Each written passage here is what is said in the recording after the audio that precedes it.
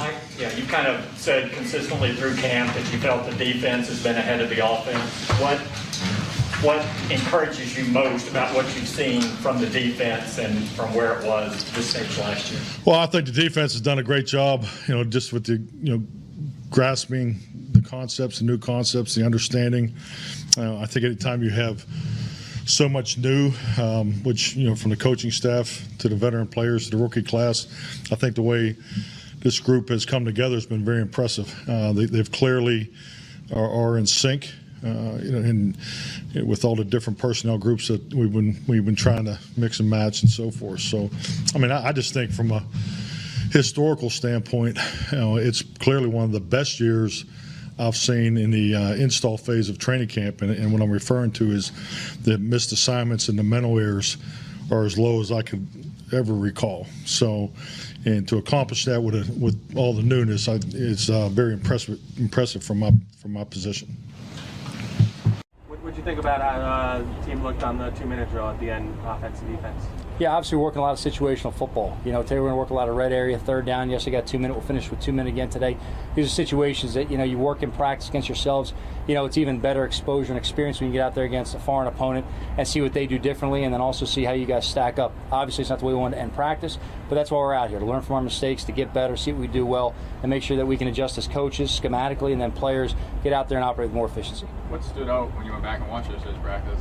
In terms of the team altogether? Yeah, anything? Yeah, I think on both sides there was good competition. I think there was good things you saw on the front's offensive and defensive. I think we saw a lot of plays from both sets of skill players, our team and their team. There's some things you've got to clean up. Obviously, you had the preseason game. For a lot of guys, it's their first, competitive experience against another team. You get out there, you get a little different system and schemes against you, so some things you got to adjust to. But, I thought the effort was good yesterday. I liked the way the guys came out and they competed. I thought our conditioning as a team looked good. That was an encouraging thing right there. And really, you've got to get a factor on that when you really start stacking against other teams and seeing where your team is. I don't think as a coach you ever feel fully confident in where your team is conditioning-wise until you can measure it against somebody else on a field for a duration of time. So, Hey, Nick, what happened with you? Yeah, he came in. He wasn't feeling great when he came in, and so we put him through pregame warm-ups, and he wanted to go out there and go through pregame warm-ups, and he came back in. He still wasn't feeling good, and we evaluated him. We just decided that it wasn't in his best interest to play with what he was feeling, and we evaluated him. He's fine now. He's doing okay now, but that's why we held him out. Did you send him home?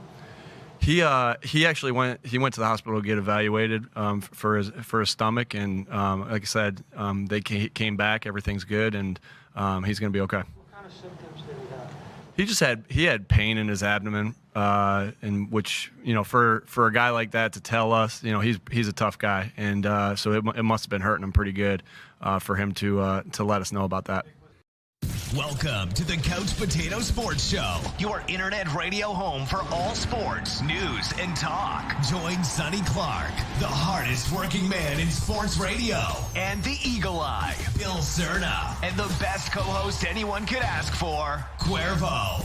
We cover it all: NFL, NBA, MLB, NHL, as well as indoor football and high school sports. Now, it's time. Here's Sonny Clark. Yes, it is. It's time to get started here on a Sunday afternoon. Welcome into the Couch Potato Sports Show. I'm Sonny Clark, the hardest working man in sports radio, as we are here on our, as you can see, division breakdown show. As last week we had a fantastic time, and by the time we got all done, we were on there for 4 hours just talking football. And this is the time of the year when the actual NFL gets into the nitty-gritty. It gets into what we talk about, the things that we see, the things that we want to talk about, which is looking at the divisions. And we are only 3 to 4 weeks away from the start of the NFL here on the Couch Potato Sports Show. Programming note, week number 1 of the NFL is when we go to 9 a.m. Central Standard or Daylight or whatever the frick it's called, and we will take it right up to kick off, as we have been doing for years and years and years, and getting excited about what is coming our way here in the new season in the NFL. Who's good? Who's not? I don't know. We'll talk all about all that. Now, until we start getting some of our hosts in here, whether that's Johnathan, Cuervo, Tarvin, and other people, we got a special guest that's going to become a friend of Tarvin, Cuervo's.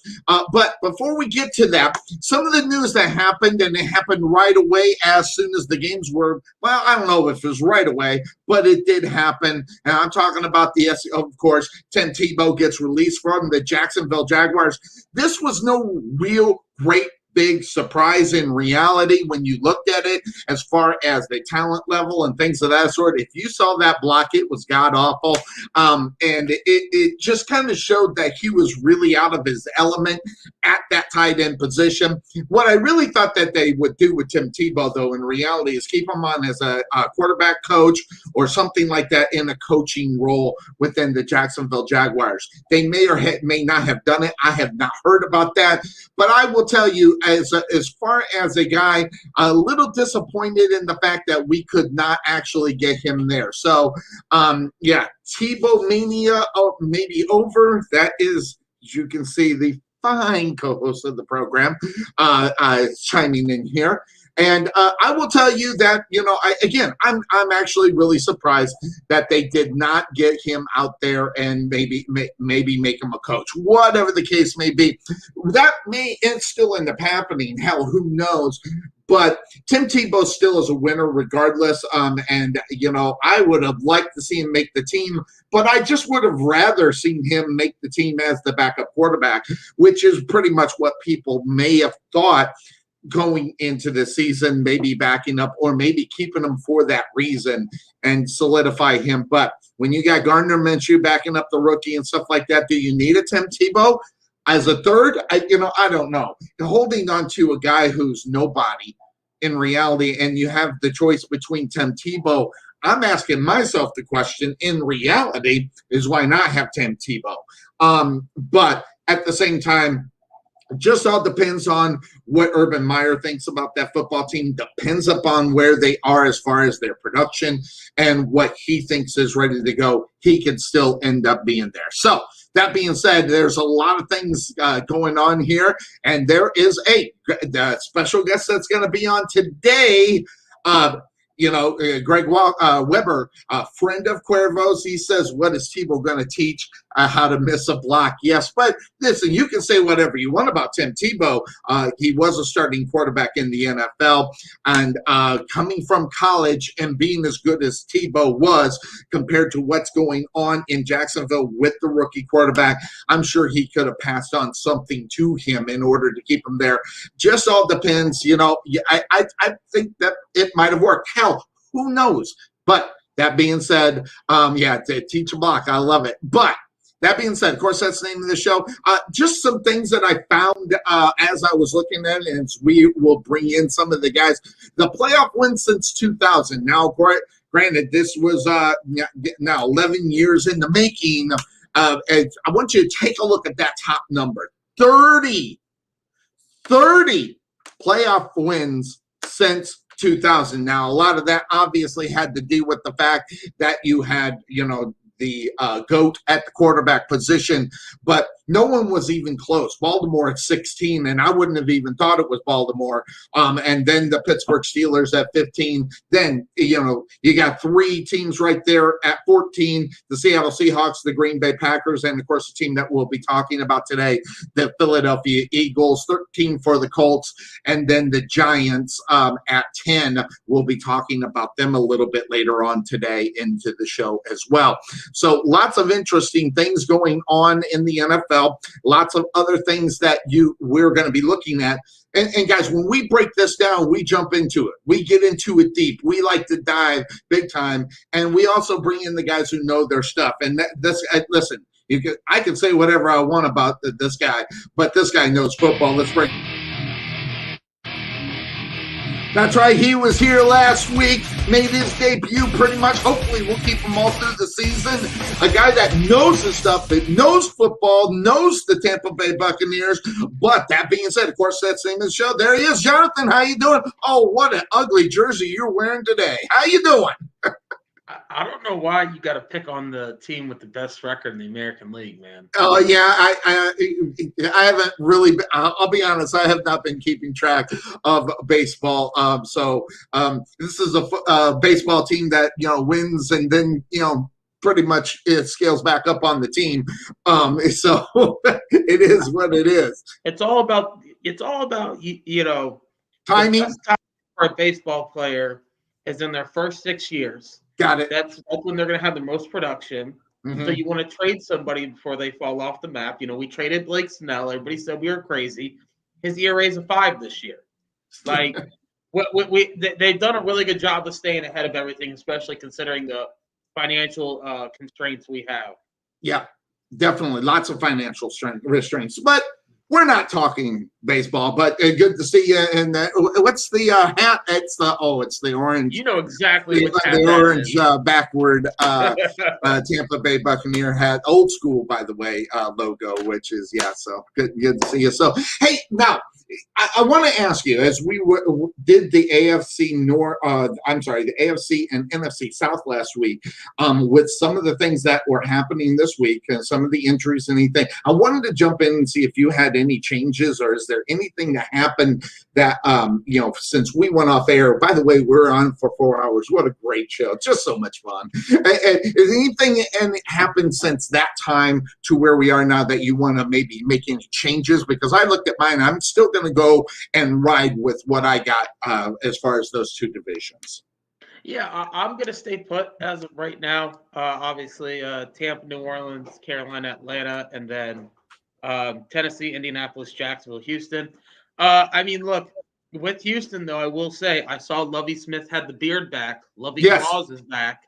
And I almost, seeing Lovie Claus makes me want to say they go like 10-7. Like, Lovie Claus is a very powerful man. Hey, watch out.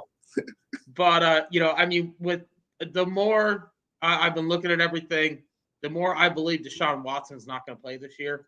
Yeah. I think Houston and Jacksonville will be in a dogfight of sorts for third place. But for the most part, nothing's really changed. I haven't seen any injuries that would really alter my thinking. Got it. All this is all the things that we're doing are subject to change up until we get in. That's why I asked you if you saw anything. Now, I don't know if you watched any of the games. Were you watching any of the preseason games? I'll admit I have not watched 1 minute of preseason. I watched 5 hours of wrestling last night for SummerSlam, but I did not watch. I have not watched really. I did watch the Cowboys Hall of Fame game, and they were god awful. I stopped watching after that. Anything that you can take away from some of the preseason games and some of the moves and some of the plays that you saw stick out to you at all? I've dabbled here and there with some of the games. It's part of my new job, trying to get familiar with as many of the NFL teams as I can. Not that I'm not already, but there's fringe guys that I got to keep an eye on. Definitely. Obviously I watched the Hall of Fame game, but I wasn't really watching that. It was more of John Lynch is getting inducted into the Hall of Fame. That mattered to me. Gotta hang on for that. Yeah. I did watch the second half of the Bucks Titans game last night. Oh boy. I'm very concerned about the second round pick by Tampa Bay, Kyle Trask. And what is your worry? What did you specifically see that makes you bring the meter and the temperature gauge up a little higher of worry for him? Just watching him, anytime he throws outside of the numbers, there doesn't seem to be really any zip on the ball. Everything just kind of floats out there, which has led to contested plays, which is not something you'd love to see, especially on an out route or a comeback. There was a curl route last night that he threw, in which Jaden Mickens presented himself, was right there for it. And the DB, who was to the right of Mickens, wound up receiving the pass to the back of his helmet. And there's just some accuracy issues that I've been seeing with Trask. He doesn't look very comfortable. Everybody around Tampa says, well, when he plays with better players, and I'm like, yeah, but like when you're playing against third and fourth string guys on defense, like I need you to make plays, especially when all of your receivers are burners at that point. Jaden Mickens, Cyril Grayson, those guys are 4-3, 4-2 guys. Like utilize their speed, and he hasn't really been able to.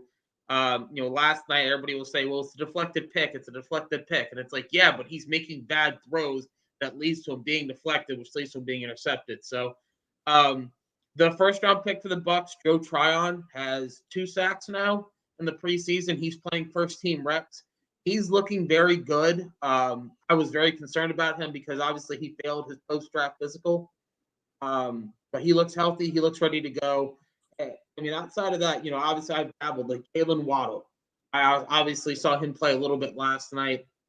Saw the Dolphins, that offensive line. Ooh, that's interesting. Yeah. And we're going to get to them a little bit later on. We're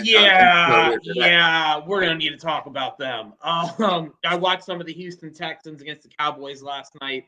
One of my roommates is a big Houston Texans fan, so I figured. Oh, I feel bad for him. So do I. He's the first Texans fan I ever met, and he's a diehard Texans fan. And somebody who's that optimistic, I just feel terrible for. I hear you. But Davis Mills looked comfortable last night for Houston, and that's a very interesting development to keep an eye on.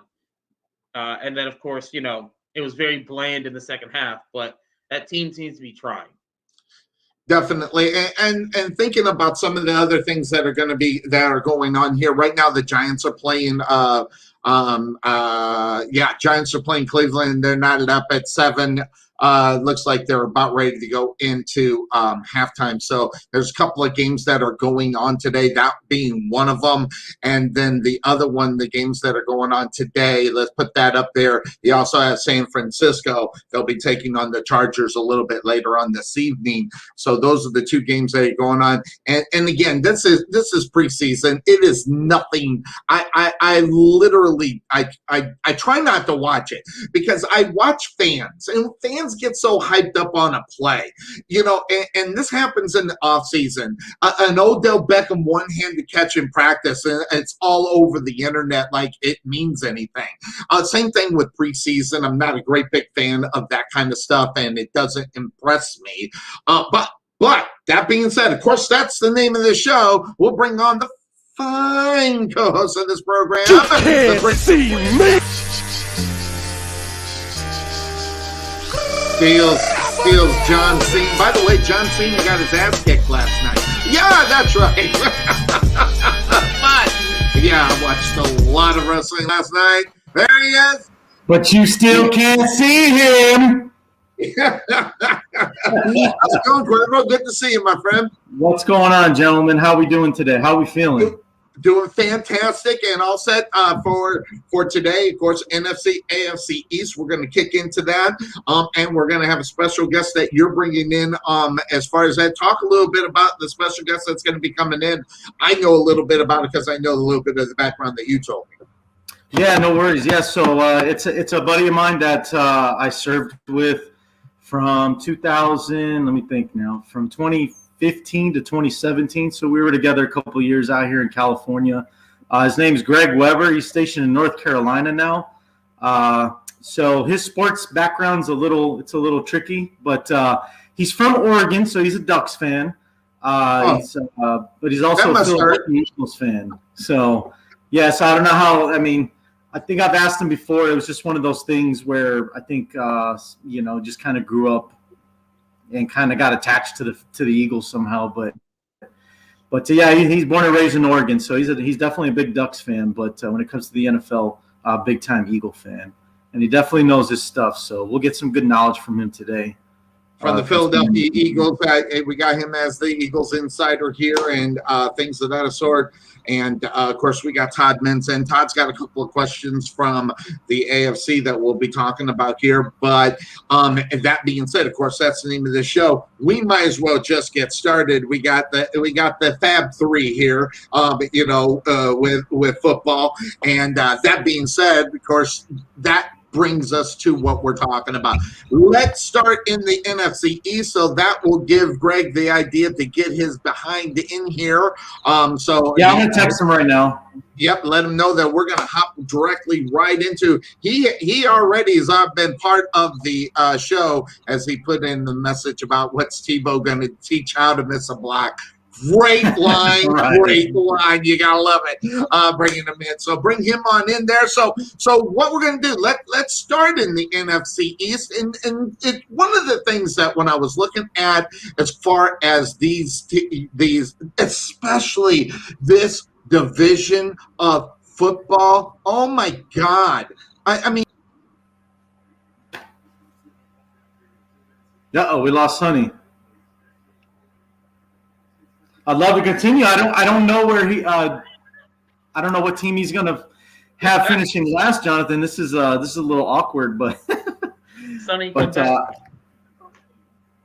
yeah, I mean, I guess I can start with what I think is going to happen. Sure. So he likes to start off with who he thinks is going to finish in fourth. And to be honest, for me, I think it's going to be. And I know they've started making some improvements in that, but I just haven't seen enough from the Giants, as far as improving as a team. I know they signed Kenny Golladay. Hey, great addition for them. That's going to be a weapon for Daniel Jones. What are we seeing after that, though? I mean, Saquon Barkley coming off an ACL injury. Evan Ingram, he's in and out of the lineup all the time. They took what's that kid's name? The Minnesota receiver, right?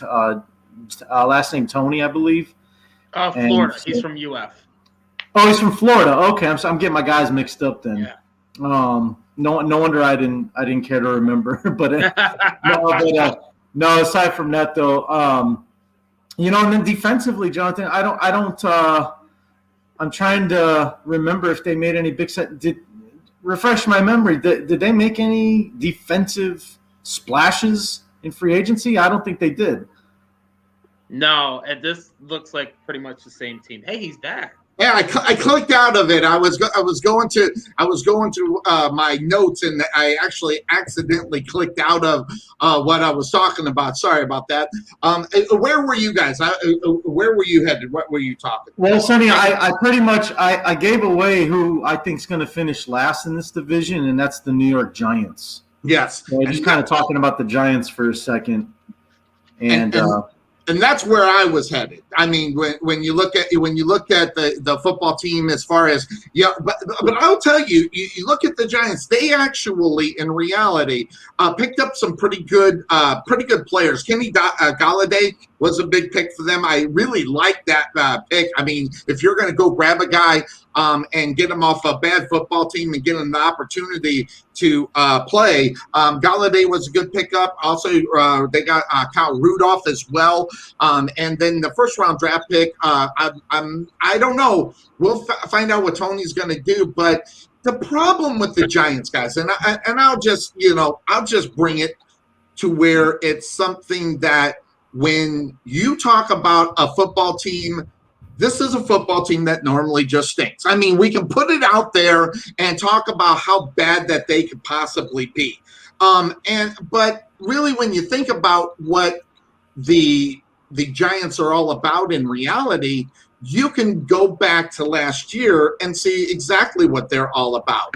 And you know what I'm talking about. This one right here. Yeah, here we go. There we go. Can he make it? So that's where we're at as far as that is concerned. Let me get that off of here. I mean, and that's something that is going to be known. And until he has a good season, he's going to be known for that. But that also being said, since we have him here, even though he's a Giants insider, let's bring him on in anyway. That's right. I I give everybody an intro. Why not bring him in? It's Greg Weber, friend of Cuervo's, and we're going to call him the Philly Insider. How you doing, Greg? Good to see you, my friend. Oh, he's wearing this ugly jersey too. Oh my goodness. So I can't see him. how you doing, man? Go Birds. That's all about, Sonny. Go Birds. Go Birds, go Birds. Well, let me ask you, since you're here, I mean, you get 2 games against the Giants. We're looking at the Giants right now, and this is a bad football team, even though they made some really good pickups. You get Galladay, you get Rudolph. So maybe they might get something going on the offensive side. But when you look at the Giants, what are you looking at as a Philadelphia Eagle guy? You get to see the Giants twice. What do you think about the Giants? Giants are probably the biggest threat in the NFC East right now. Okay, now is that a homer feeling, or is that what do you got to stand behind in order to have that kind of an opinion about the Philadelphia Eagles from last year? Well, if you look at what the New York Giants have done and all the acquisitions they did this offseason, changed their whole offensive scheme. They're getting Saquon Barkley back, and hopefully he stays healthy. You have John Ross, the combine champion, joining them as well with Kenny Galladay and already 2 other fast receivers that they already have on there. They have a solid offensive line, and then they go out and get 2 really good tight ends. So now you have an offense that's ready to explode. But if they didn't even just focus on that side. They also went to the defensive side. They went out and got people that Philadelphia wanted, like Brett, I believe, what was that man's name? I believe it was Bradbury, that Darius Slay was trying to bring on to the to the Eagles. But nope, he gets over to the Giants and gets paid a lot of money.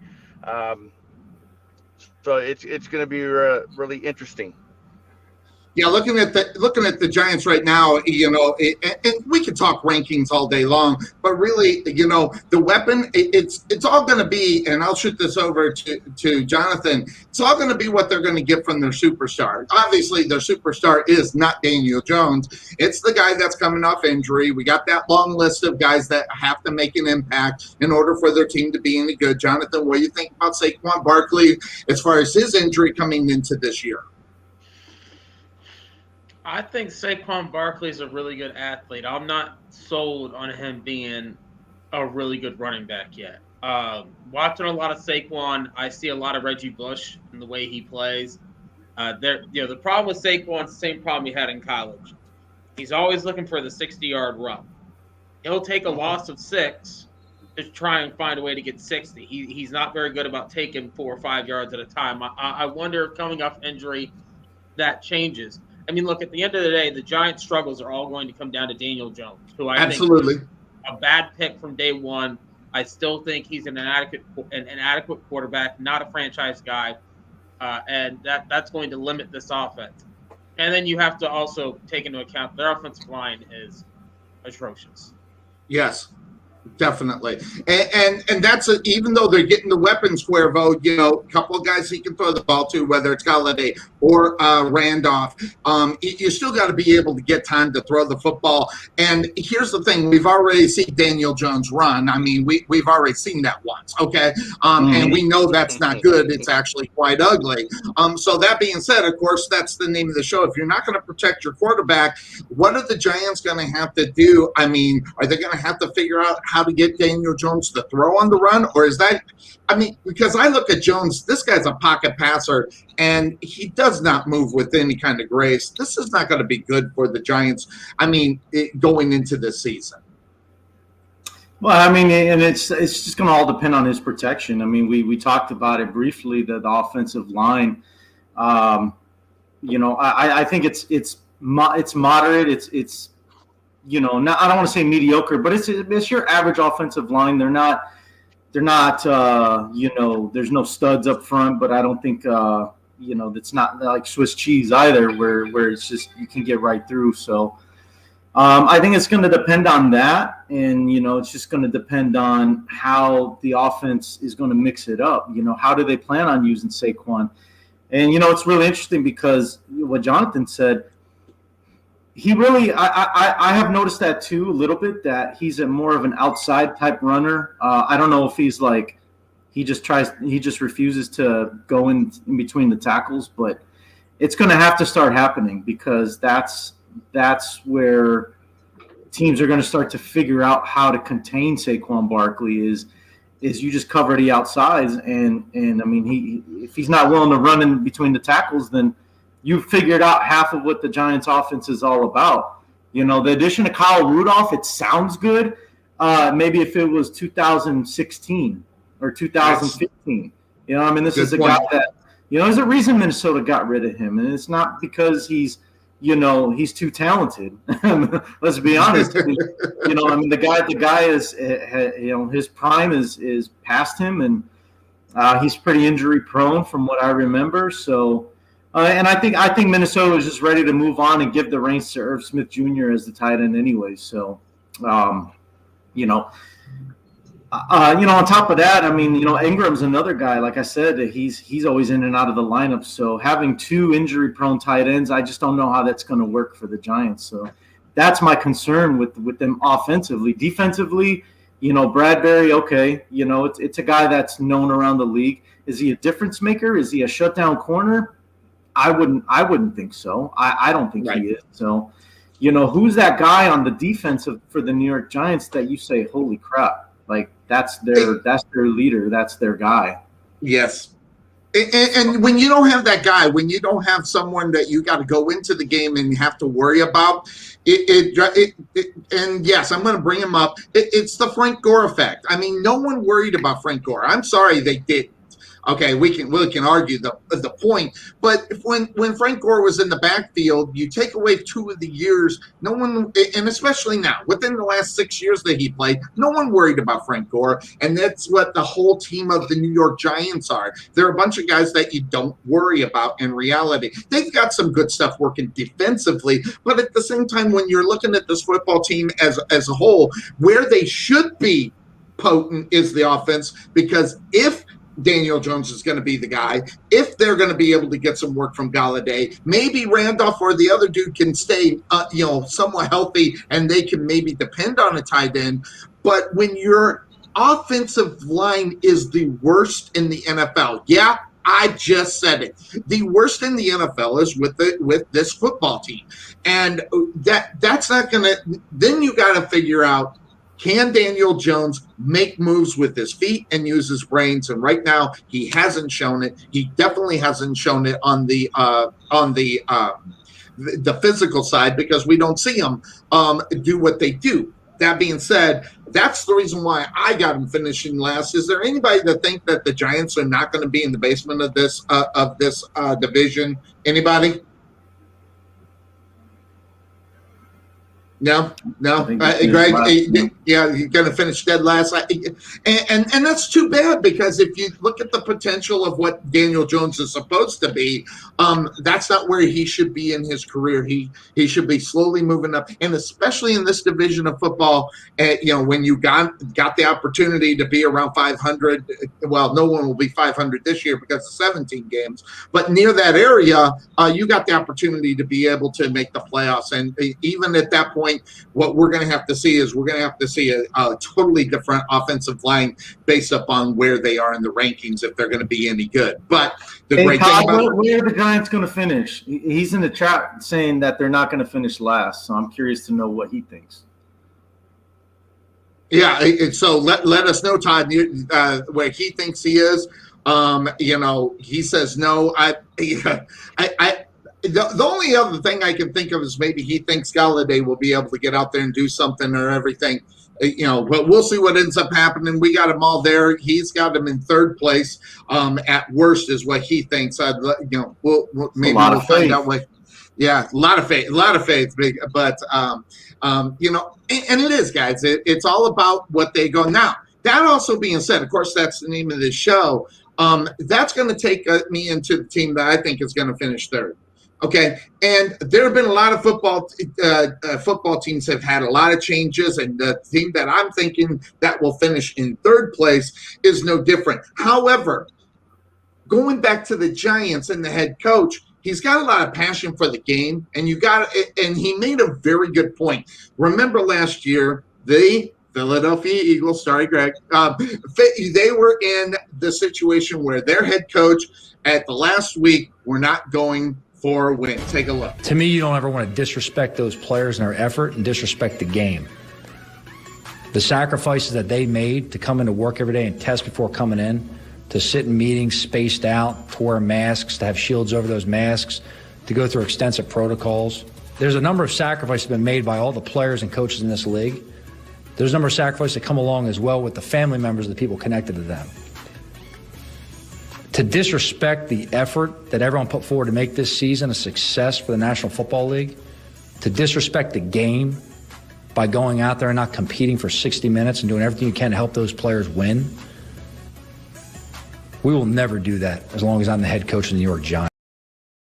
Well, that being said, it might not be a very long tenure there, Greg, for him. But hearing what he's talking about now, granted, they've made some moves, obviously, at the coaching position, a new head coach. Talk a little bit about your Philadelphia Eagles, what you think about them. I've got them obviously finishing in thirds the way we do things, so everybody knows where I think they are. What is your take up on this, and especially defensively? Where do you think that they're ranking defensively in order to maybe move up a little bit higher, as I'm pretty sure you got them at? Hey, man, I see the steam coming out your head already. So go ahead. The floor is yours. It's pretty cool. It's pretty cool. There's no steam yet because we're only in preseason, and things for the Philadelphia Eagles are starting to look better. I'm not too sold yet on Nick Sirianni, though. I'm not seeing his coaching staff and the way they just handle preseason games and getting their players in position was downright embarrassing, especially at Lincoln Financial Field this last Thursday, watching the Patriots run 5 points on them in their own building. And yet, I get it, it's preseason, but the biggest thing with preseason is watching these new rising stars in the league and seeing how they compete and how they fight, and how they want to be in the spotlight, on their team, earn the jersey, and get things of that nature out there. So the Eagles went out and did some good things this offseason, but yet I saw some questions. There's some question marks out there, especially in the linebacker position for Philadelphia. Defensively, they go out and they address the corner position in the free agency and late in the draft. That's not exactly what I was hoping for. Instead of getting someone like Landon Dickerson in the second round, maybe that should have been the corner that they're looking for to match up against Darius Slay. But seeing the pieces come together, going after some old veterans like Ryan Kerrigan, to get on our side and watch the football team. He used to always find himself where he needs to be at all times. Now he's an Eagle. I see some moves happening. They go out and go get Wilson from Seattle. That was their lead tackler out there. So now I'm starting to see an outside and a left side linebacker come in. But where's the true middle? Yes. So they're addressing things. They are addressing the right things. I think on the defense. The question is now, can they perform together? Good point. Now we got you kind of going in and out. I don't know if all three of you are like me. We're getting Greg in and out here. So do me a favor, Greg. Pop off really quick and maybe try to make a new connection. It looks like you are using the wireless through the telephone. So try to do that. I'm gonna kind of kick you out, have you come back in under a different internet service. So we'll go ahead and kick him out and see if we can get him back in.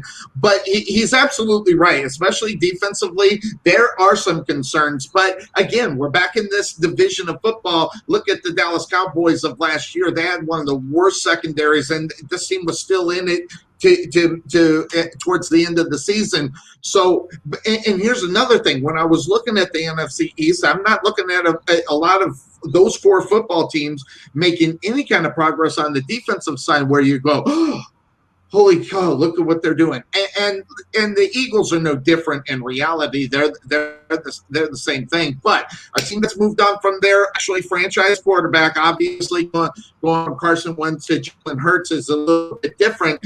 And I still want to get back to what Judge said. You know, if the new coach comes in with a different thinking than Johnson did last year, Cuervo, Johnson was the guy that made this decision, and he was making it best for the franchise, and he still ends up getting canned. So I don't know if he should have went in and tried to win that football game, if that would have done any good, or if that idea of moving on from him was already in the mix. I think it was. So that being said, Cuervo, looking at the Philadelphia Eagles, what do you see as far as they are concerned? Because when I was looking at where they were as far as Philadelphia, they're at the middle of the pack on a lot of the stats, but I go just like what you said about the Giants. I don't see anybody standing out where you go, oh no, watch out. Well, that's because a lot of the guys that they have, they're not ready yet. So the thing about the Eagles, I think they're building the right way. They're just too young right now. I mean, obviously with the receiving core they have, I mean, they did it the right way. They got rid of the old news and they brought in somebody new. You know, they got rid of Alshon Jeffrey. They got rid of who else was there? There was another guy that they had. It was kind of washed up. But then they turn around and they draft Rieger. They draft Devontae Smith. And so they're bringing in this young blood that's going to help Jalen Hurts move the football around. You know, Miles Sanders comes in a couple years ago, and he's been doing some good things for the in the backfield. So the Eagles they're building that offense the right way. I just think right now, they're not, they haven't built that chemistry yet. They're still too young. So, if we're talking about this same offensive core 2-3 years from now, we might be having a different conversation. I think you're talking about an explosive offense here. Oh, absolutely. And hey, I'll throw this to Greg, and then I'll bring it to Johnathan. Greg, their defensive line is one of the best in the NFL, by the way, just to let everybody know. I had them ranked at number 5, and this is going to have to be part of the team that actually lifts the rest of especially on the defensive side, is going to have to lift them to the next level because they are just that good, Greg. They are. How's my audio? Perfect. Okay. Oh, yeah, you're good now. So it's here it is with Philadelphia's defensive line. They are one of the best in the NFL. Anchored by Fletcher Cox, who's by hand picked as one of the second best D tackles in the NFL. And then you pair him up with Javon Hargraves that they picked up from Seattle. Derek Barnett, who I know Cuervo really likes that guy because he came from Tennessee. Ain't that right? Reggie White. Yeah, kind of that look. Yep. So you got, and then you got Brandon Graham, and then you have a bunch of these upcoming young kids who are making a name for themselves to be, and some veterans along with it. So they're going to set the tone. If they set the tone the right way, and the outside and the secondary response with them, that defense is going to be solid. Yep, putting pressure on the quarterback is where they're going to have any kind of success. They're going to have to do that. That will open up the secondary for big plays, maybe interceptions, pass breakdowns. So, Johnathan, looking at that defense, the rest of the defense isn't anything to write home to mama about. But when you got that defensive line to where it is now, maybe they can move up in a little bit of the standings. Because when I was looking at them, I had them around 25th in the secondary, 25th in linebackers, and 17th at corner. So when you're looking at the Eagles, what are you looking at defensively, and is there anything offensively that says, yes, this is going to be it? So first off, I want to circle back to the Giants for 30 seconds. Sure. Joe Judge is not an NFL quarterback or NFL head coach. Joe Judge is a college coach trying to coach in the NFL, and it's not going to work. They're on two different levels. I hear you. But going to the Eagles, all right, or the Eagles, look, here's the deal. That defensive line is one of my favorites. I love Brandon Graham. He's been a very good Eagle for a very long time, still playing at a high level. Derek Barnett, excellent pass rusher. Josh Sweat, excellent pass rusher. Go Florida State. Fletcher Cox is a great defensive tackle. Has been since he entered the league. Hargrave is going to provide that run stopping ability next to Cox, allowing him to really get after it, get upfield, get after and passing downs. I look at the linebacking core, and it does make me nervous. Outside of TJ Edwards at middle linebacker, because you never doubt a Wisconsin linebacker, I'm not entirely confident in what they have. Secondary-wise, obviously Darius Slay's your big-name guy, but he didn't play like a big-name guy last year. Steven Nelson was a guy they went and snagged, and you need him to really pick it up, take some of that pressure off of Darius. I think they're fine at safety with Anthony Harris and Marcus Epps. Offensively, look, I happen to like their offensive line. Brandon Brooks was one of the highest-rated guards in football last year. I like Lane Johnson a lot. Jason Kelsey's obviously a very good center. Landon Dickerson will slide in at left guard and provide very good play. Andre Dillard's the question mark, right? Because he missed all of last year with injury. Will he come back? 2 years ago. So, we got to see what Andre Dillard does in his step forward. Obviously, they still have Zach Ertz and Dallas Goedert, so they're still very talented at tight end. You have a lot of speed between Devonta Smith and Jalen Reagor, right? How's that going to shake out? And at running back, I think Miles Sanders is a good running back. And to be honest with you, he's probably the second best running back in this division. I think he's better than Saquon and Ezekiel Elliott. And then, Jalen Hurts, though, is a massive question mark. He was never a good passer in college. There's a reason why he got benched for Tua, right? So he's very good with his legs. At the end of the day, to be completely honest, I think Jalen Hurts is very similar to Tyrod Taylor. Yep. And that is a concern if that's your franchise quarterback. Just a younger version of it, though. Yeah, but if you want stability at the quarterback position, Jalen Hurts will provide that because he doesn't make mistakes. He's just not a game breaker. And interestingly enough, and you were talking about it, you're absolutely right. As far as the offense, they've got some weapons. Will it be? But here's the question. Who's going to start at the quarterback position, Cuervo? That's the big question. I mean, is it going to be Jalen Hurts? I mean, obviously that should be the guy, but they've got some other guys that they can look at. I mean, it should be Hurts, but do you start Hurts this year, or do you go a different route? I see Greg's breaking his neck saying, ah! It's Jalen Hurts all the way. He's already got the starting quarterback job as soon as Carson Wentz went to the Colts. Yes, I would think so. I vote Joe Flacco, guys. I mean, that's just me. I just wanted to see if he'd bring it in and say, well, maybe Joe Flacco can do it, but no. Yeah, no. Hey, Greg knows I'm messing with it. We've talked so much, in private about that, but I mean, it has to be Hurts. I don't think anybody else even comes close to winning that starting job. I think it's, like the cliche saying, guys, I think it's Jalen Hurts' job to lose, and I think it's going to take a lot for him to lose that job. So I think it's Hurts, unless, I mean, we still got, 2 weeks of preseason before the regular season starts. You never know what could happen. Oh, go ahead. Hop in there, Greg. So you really – the starting quarterback job is Jalen Hurts. Like I said, as soon as Carson got traded, it's his job. Just like Cuervo said, it's his job to lose. Now, when you got Mullins from the 49ers that comes to Philadelphia, and you have a Super Bowl winning NFL quarterback in Joe Flacco, whose career just took a complete nosedive. True.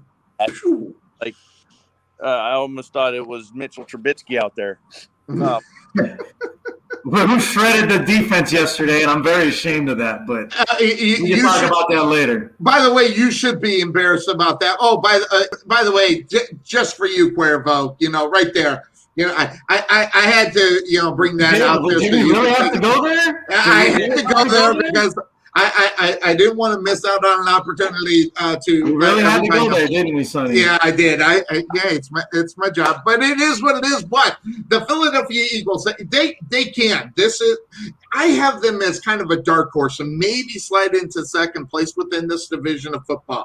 And that is, though, but they are going to have to get the production from Jalen Hurts. He's going to have to be better than what they had last year. Now, that being said, you have Mullins and Flacco. You got two guys backing them up that obviously showed that they couldn't start whatsoever. And Nick Mullins, I'm sorry, Todd. Nick Mullins is god awful. We saw it last year. It wasn't pretty. So there are some teams that need to make a move at their backup quarterback position. One of them would be this football team being the Philadelphia Eagles. Obviously, the Dallas Cowboys. We've already seen that nonsense in the backup position. They need some work there too. Third most important position out on the football field, or second, depending on what you believe, is the backup quarterback position. And when you don't have it, you're in a lot of trouble. In Philadelphia, better hope that Jalen Hurts doesn't get a welcome to the NFL hit and knock his sorry ass right out of there, because then you got Mullins or Flacco, and then that just changes the whole tide of it. So I'll go to Johnathan. Looking at the Philadelphia Eagles, where do you got them finishing within the division? I mean, look, this is the dumbest division in football. Oh, God, it is. That's a great way. That is a great way to say it. It's the dumbest division in football. I have them in third. They could win it. They could finish last. Like, this is by far the dumbest. Like, when you were like, the Cowboys were in it last year, and it's like, yeah, when the division winner wins 7 games, everybody's in it. I'm going to have the Eagles finishing third just because I think this year is an establishment year. Set up what could be a good year next year. I think this year is all about establishing the culture, learning the new schemes, getting everything set. Where third place just seems right. But again, they could easily win this dumbass division. Yes, and it might be 8 games, and that's disgusting. We've already seen that nonsense. Cuervo, where do you think Philadelphia is going to end up in this division of football? All right, but friendship's on the line here, so. I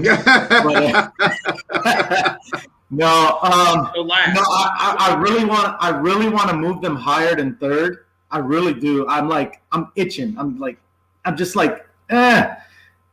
can't do it. I have not seen enough from Jalen Hurts to say that they're going to be better than or that they can surpass, Washington or Dallas. And I know Greg's cringing right now because he hates no team more than the Dallas Cowboys. But I'm right there with him. I completely understand that thinking. Yeah, but I just get to listen to him all the time, so you know my plight there, Greg. I do, definitely do. Where do you got him, Greg? Where do you got the Philadelphia Eagles he's got him in this division?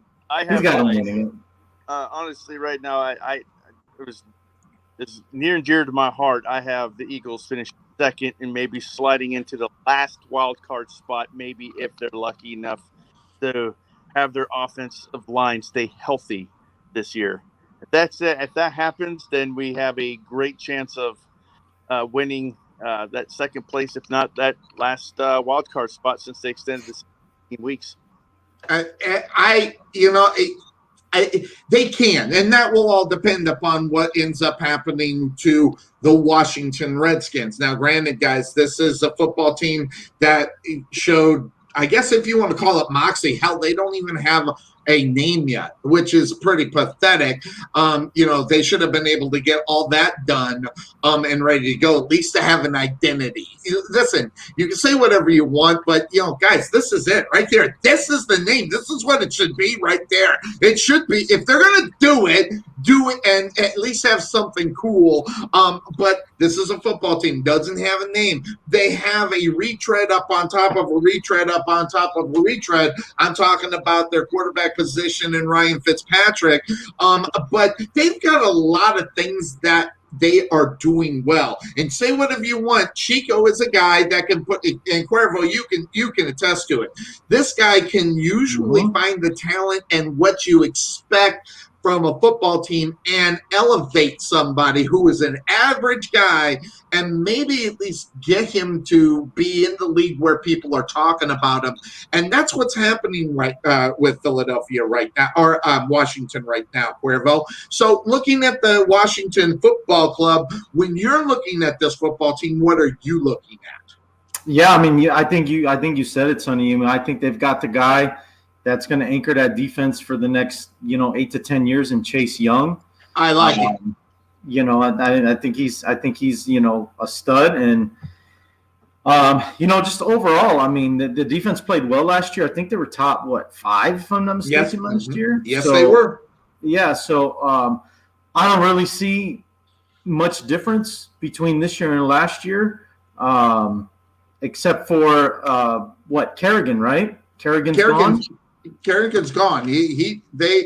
Oh crap! I forgot what team he ended up. Yeah, Is he a Philly? Yeah, he must be a Philly.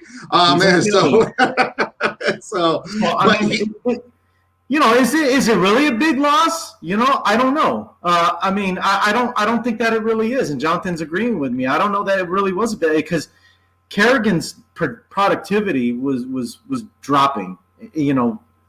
Year after year, it was declining more and more. So obviously that's the reason why Washington decided to move on from him. And but everywhere else, I mean, I like what they've got going on. So, and offensively, look, Fitzmagic.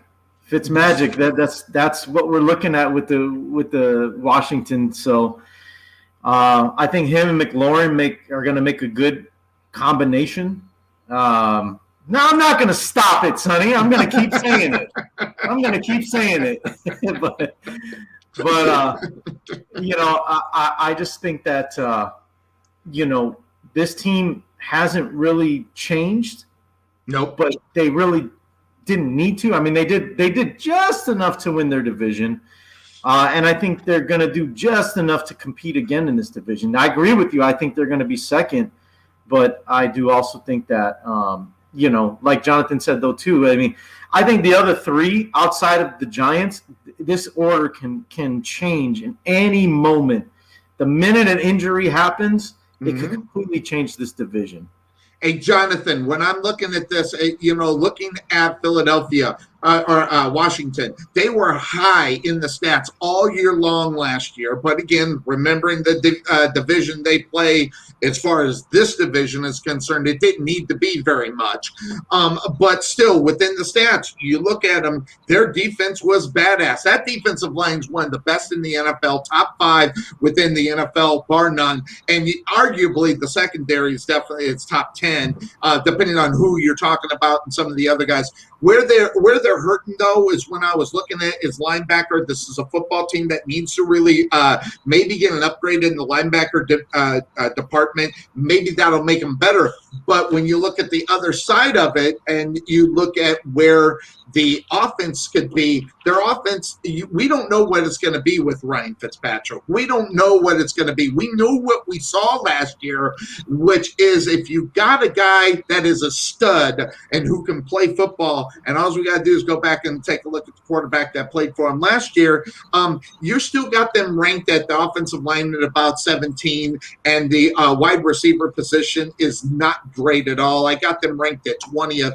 Their running back is they got a pretty good running back set. So looking at the Washington Redskins, how do you see them?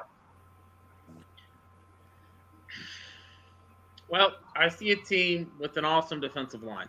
Yes. 3/4 of that's from Alabama. I mean, come on. There you go. Their linebacking room, I mean, John Bostic is terrible, but I think Cole Holcomb was good last year, and they drafted Jamin Davis.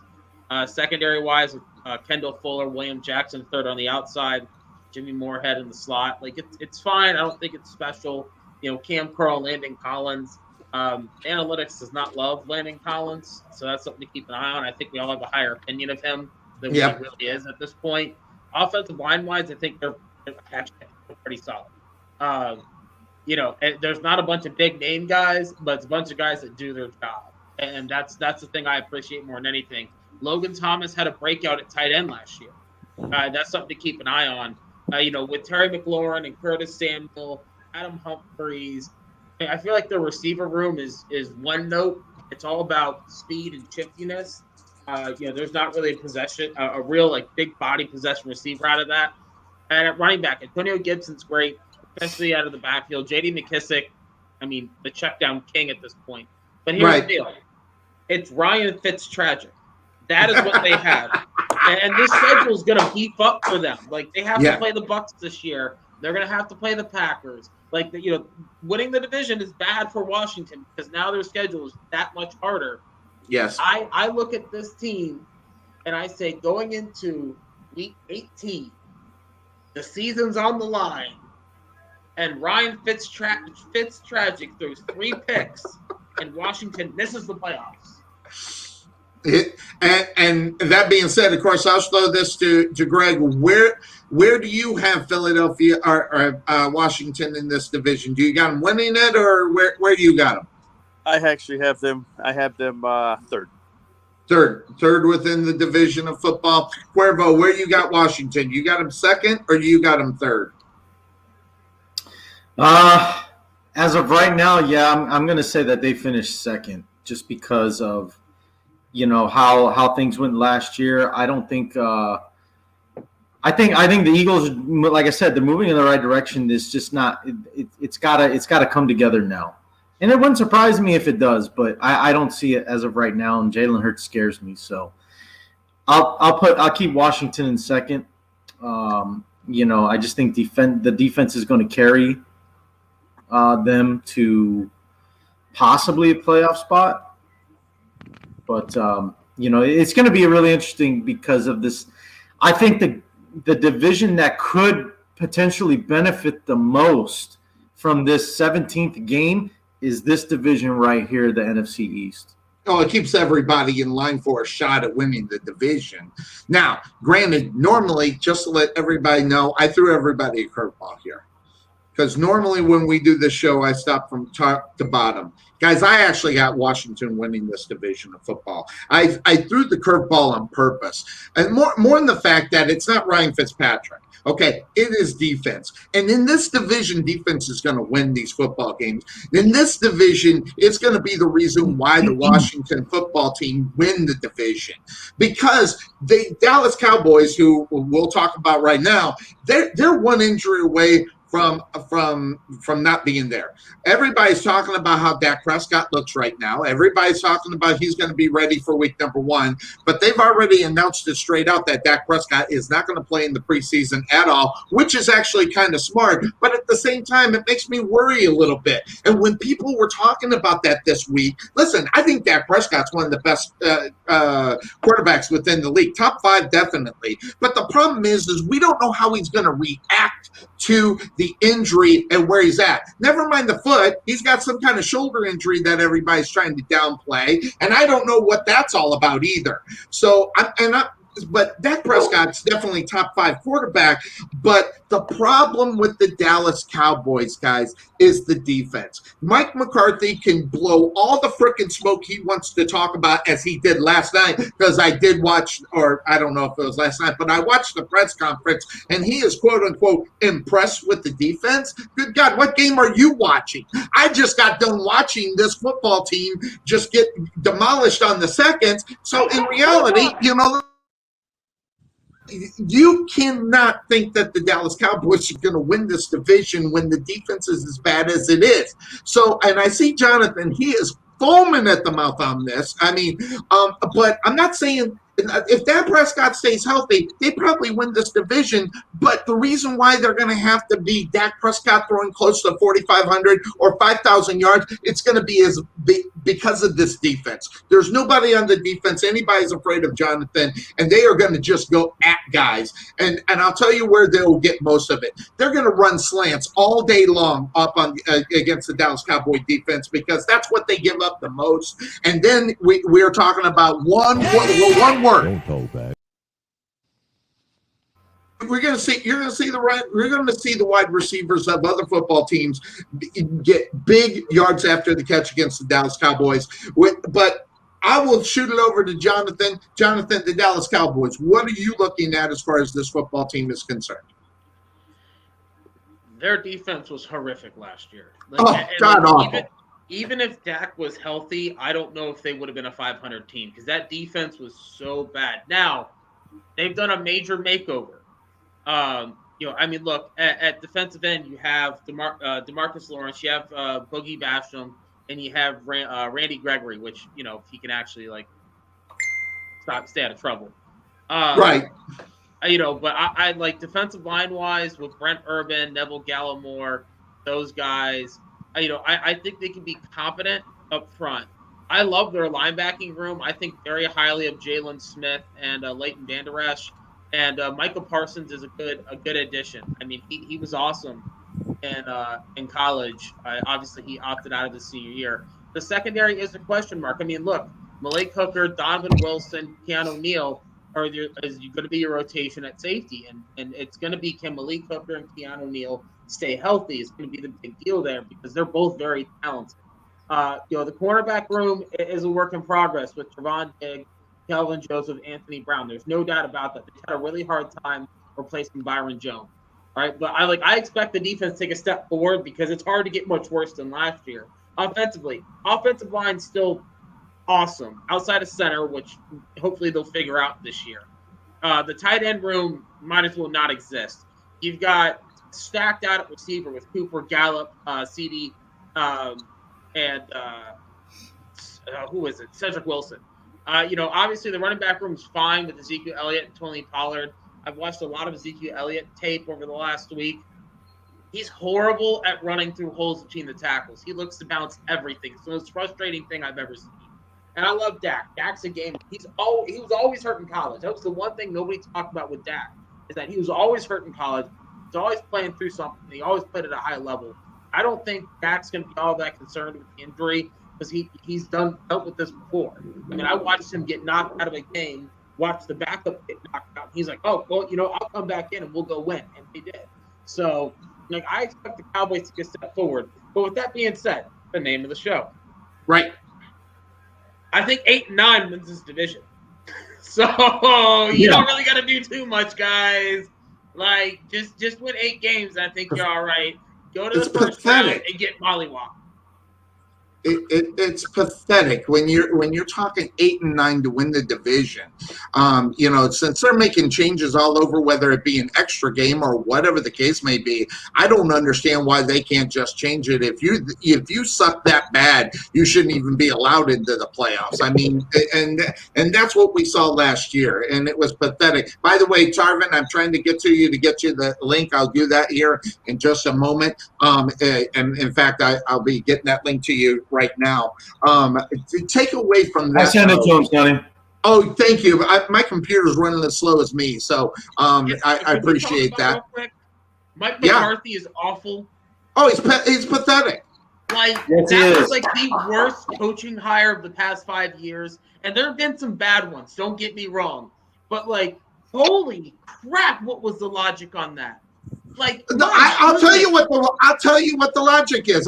I'm seamed into the middle of it. I know what it is. Sean Payton's still the coach of the Saints. That's the reason why they got to him, and he was the only other winning Super Bowl coach. That's it. Because they are. Listen, you want to talk about a football team that has already basically said that they don't give a rat's fat ass about this guy at the head coaching position, and they are waiting. They are waiting for Sean Payton. But the simple fact of the matter is that I don't know if that's going to end up happening if they do well. Because how do you fire Mike McCarthy if for some reason, I'm not saying they will, get you to the second round of the playoffs, which maybe they could if everybody is healthy and that defense takes the step up, maybe they can. But, I'm telling you right out that that's a tough sell. And that, whether or not that someone can go in and make the moves is going to be good. Guess who we got? Ladies and gentlemen, let's bring him in. Never mean it no harm. Beats all you never saw. Been in trouble with the law since the day they was born. Baby boy. Good to see you, Brian. I'm glad you're here. You got here right before the break because I have to take a break after we're done talking this division. But since you're out there, you're talking big time on the Dallas Cowboys. What's your take on them really quick since you're here? And then I'm going to go to Greg and find out where he's at. I mean, look, everything everyone said makes sense, but what Johnathan said makes sense the most. You just have to win 8 games, damn. I mean, that's it. And I think Dallas has the talent on offense to do it. I mean, look at the rest of the division. My God. I mean, Yeah. it's embarrassing. So Dallas is going to win the division, 8 or 9 wins, and then they're going to get skull drug in the first round of the playoffs. That's the way it always Wild card happens. weekend. Right? Yeah. That's the way it always happens. But I am interested to see what Washington does, though. That's a team that I have my eye on a little bit. So we'll I see got what them the on a Redskins dark can do. horse.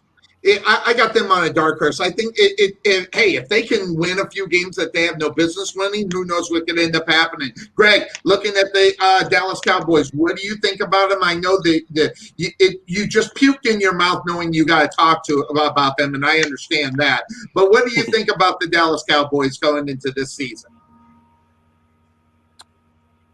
I pretty much put them as equal as a hefty trash bag.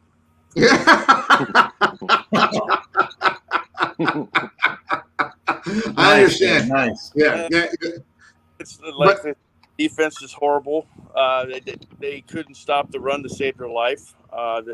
They had very solid defenders there. I mean, had Pro Bowl talent that came to that team that year, and the problem is that the coaching staff just couldn't put them in the right positions, and then the players themselves, as veterans as they were, they couldn't execute.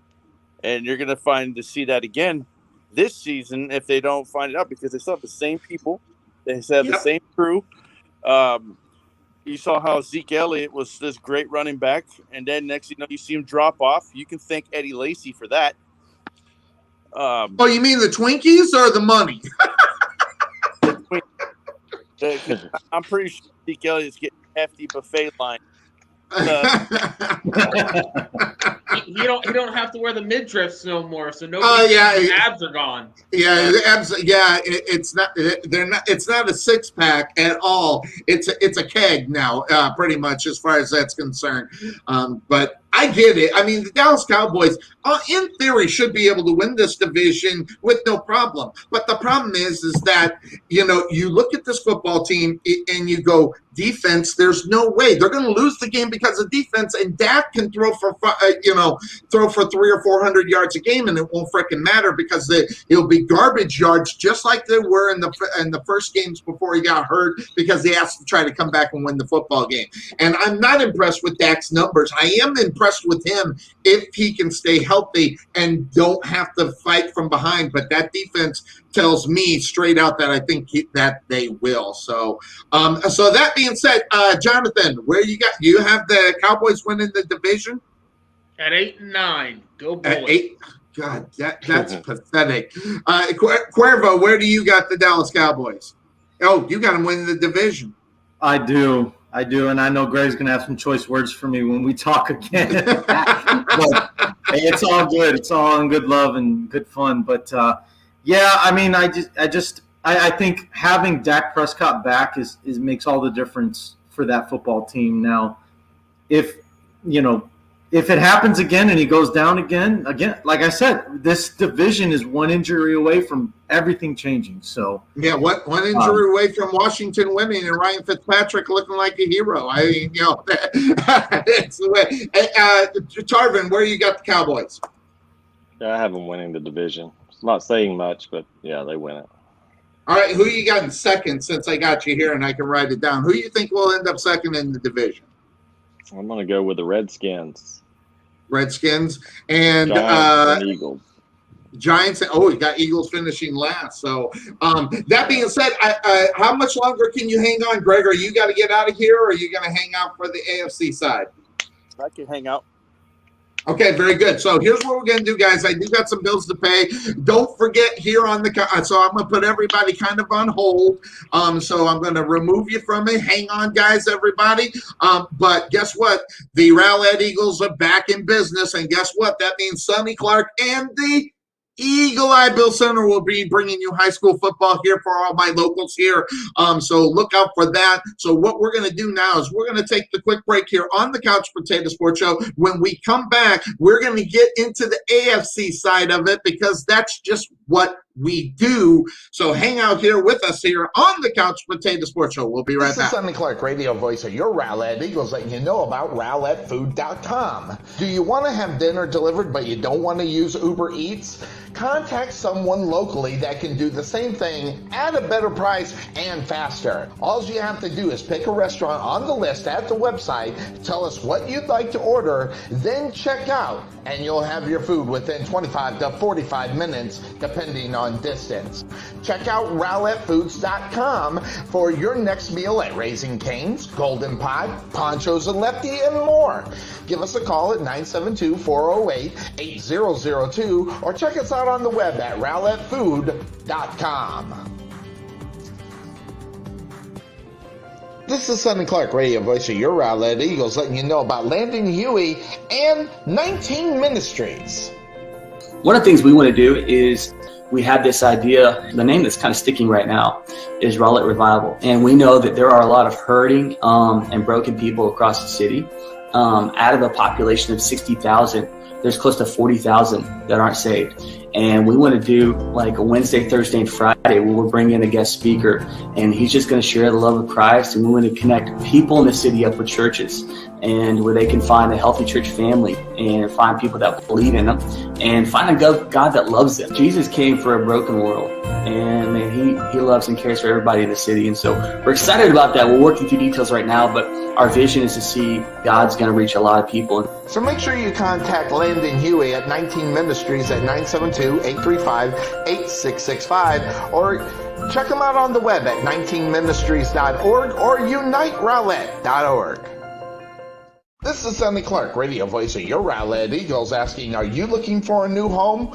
Want to know what your house could sell for in today's market? Then you need to contact Realtor Jeremy Morgan with Ray Hubbard Real Estate Group at Keller Williams Rockwall. Whether you're buying, selling, leasing, or investing, he can help you get where you need to be. Visit RayHubbardRealEstateGroup.com or make an appointment today by calling 214-236-2914. That's 214-236-2914. Jeremy Morgan with Ray Hubbard Real Estate Group, Keller Williams Rockwall. Find out how Merchant Masters DFW, specializing in small business companies, can help you save money and protect your customers' information with our credit card processing and point-of-sale systems. In 95% of our cases, our services save our clients money. So, what makes Merchant Masters DFW different from all the others? It's an integrity-first approach to each client we work with so you receive the very best, including financial savings, lowest possible rates, superior technology, and improved support. So claim your free audit at merchantmastersdfw.com or contact John Beeman at 262-339-5470 for more information. That's 262-339-5470. Merchant Masters DFW, different from all the rest. Ever want to know why Bill and I look so great on our broadcast? Check out K West Designs on Facebook to find out why. Check out all the samples that Kelly has got up so you can see, especially if you have that special occasion that needs something original, something designed, something that just says, this is our moment. Check out K West Designs on Facebook or give her a call at 469-601-5856. That's 469-601-5856. Again, K West Designs. Make yourself look original or different or just something just for you. K West Designs.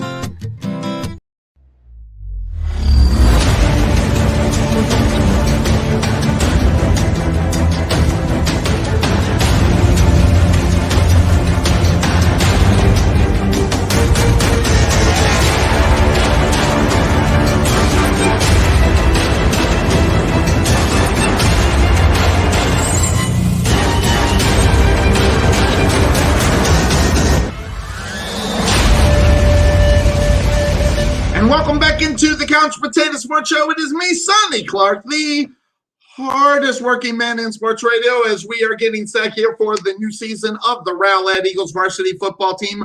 Just a programming note as far as that is concerned. We will not be covering the Waxahachie game. They have decided to go with very strict COVID rules, and they are not going to allow outside people to come into their actual booths. So we are locked out of that game. But there are other games that are out of district.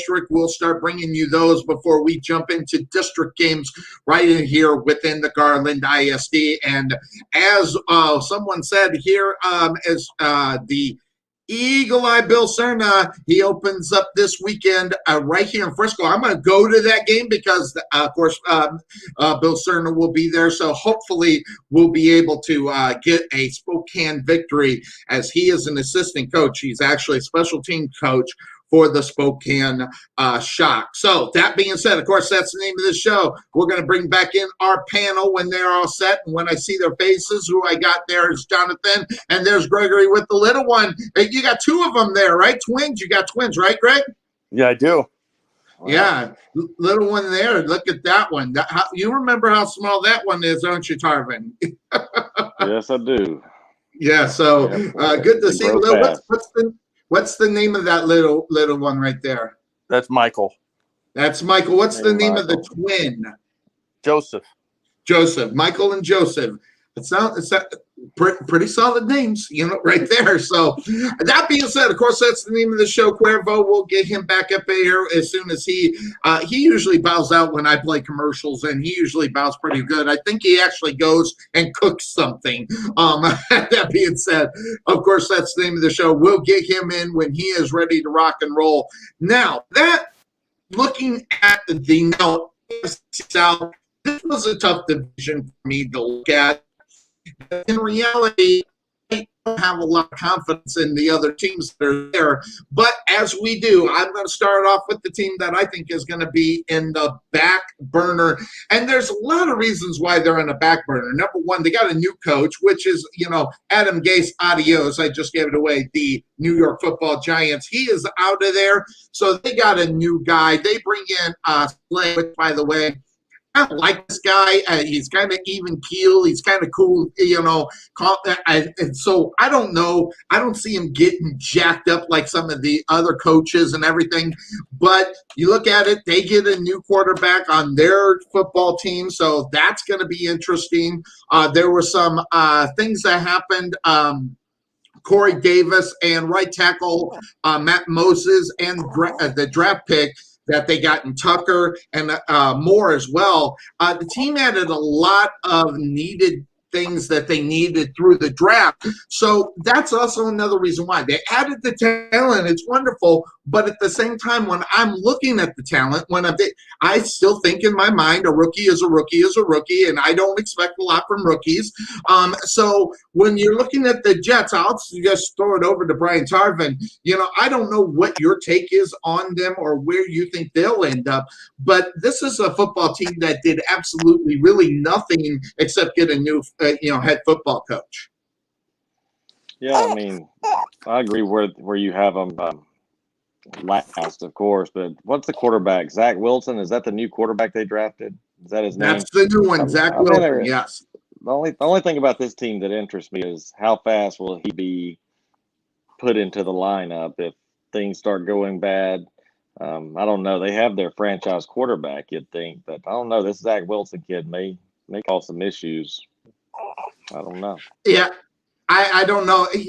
I just don't trust a team that was just so bad last year, Johnathan, in the Jets, that you can't have them come out with all the new changes with guys that are not experienced in reality and depending so much on the rookies to make an impact. I mean, look, the Jets were a really bad football team, and they really have been for an extended time now. They add Zach Wilson, who I'm not very high on. Actually, one of the buddies that I know that's within a scouting department for an NFL team said that he thinks Zach Wilson is very similar to Johnny Manziel. But wow, really? Why? Let me just interrupt. Why? Because I know why I think Johnny Manziel sucks.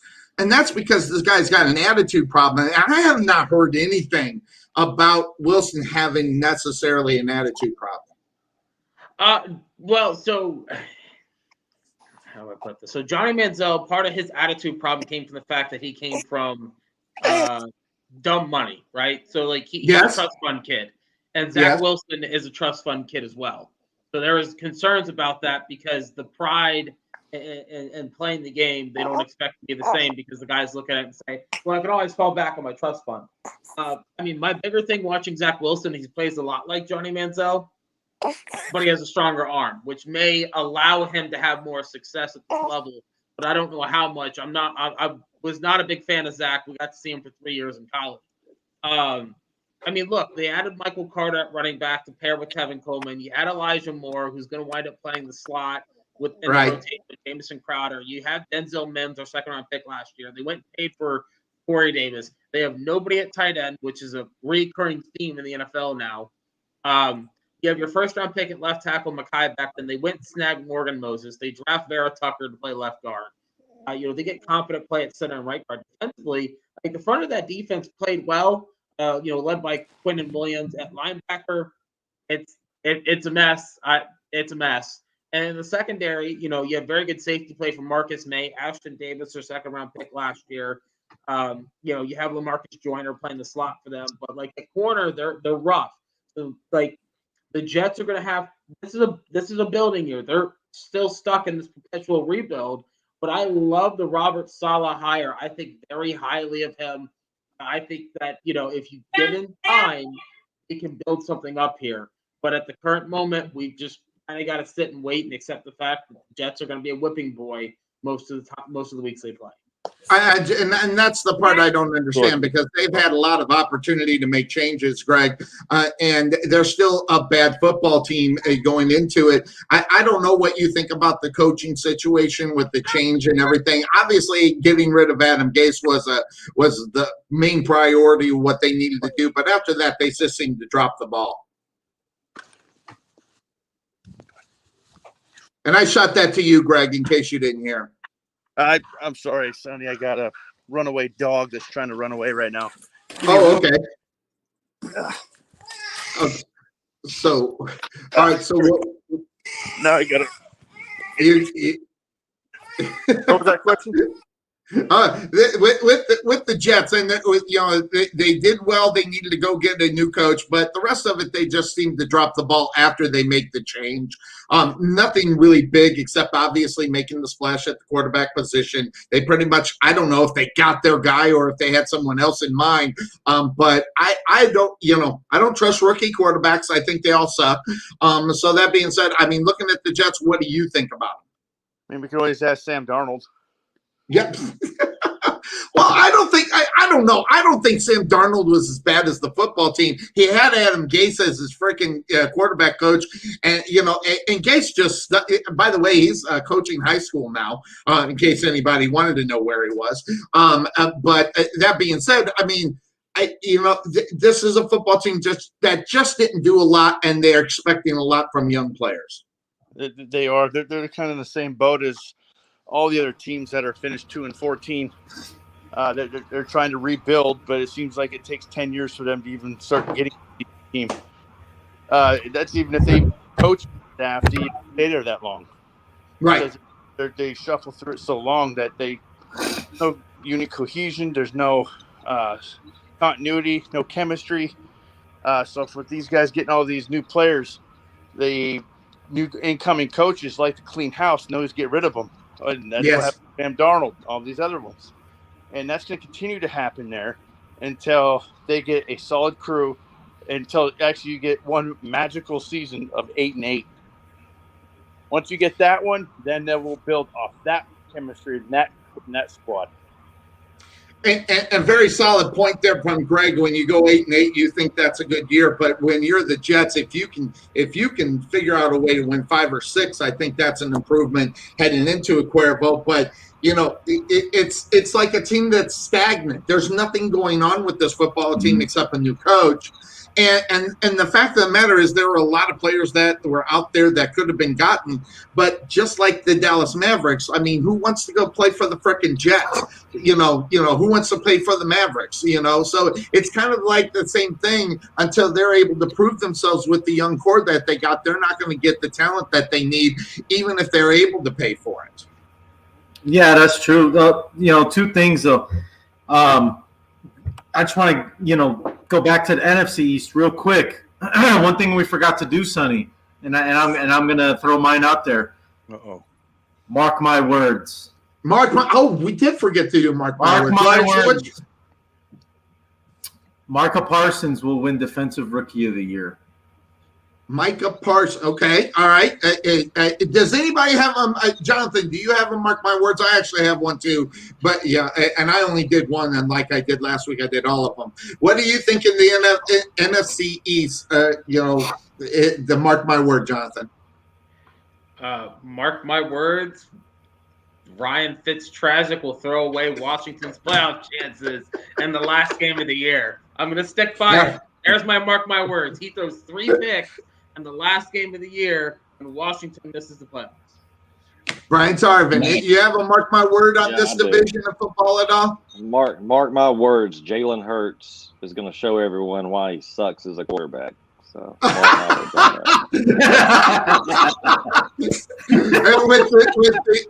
the Auburn fan. If the Eagle fan right below you, Greg, what is a mark my word for the NFC East that you have? Mark my words, Dak Prescott will be a season-ending injury week 1. Week 1. Interestingly enough. Yeah. Who did they play in week 1 again? That defense coming at him. Yeah, I understand. My mark my words was very simple. In a team in the division that should have 4 good running backs, none of the running backs are going to finish top 10. That's my mark my words, because they're just, as much as Saquon Barkley, I like him and everything, I don't know if he's going to come back off the injury. Ezekiel Elliott's becoming a tank in a bad way. And then, of course, you got what you got going on with Washington. And, it's just that they're just not going to be able to get that. And the way they're going to win the game is going to be through the air. So I don't think we're going to get a lot of the running back play that you would think most teams would have in the NFL. But since we are back into the AFC, is there anybody within the panel think that they're not going to finish in last place, raise your hand if you think so? The Dolphins are close. No exercise. No exercise for anybody. You would say that again, Tarvin? The Dolphins could sneak down there last. It's close. Okay, so maybe interestingly enough, I mean, the Dolphins are a very interesting team because you never know what they're the A classic Forrest Gump. You never know what you're going to get. But Brian Tarvin said,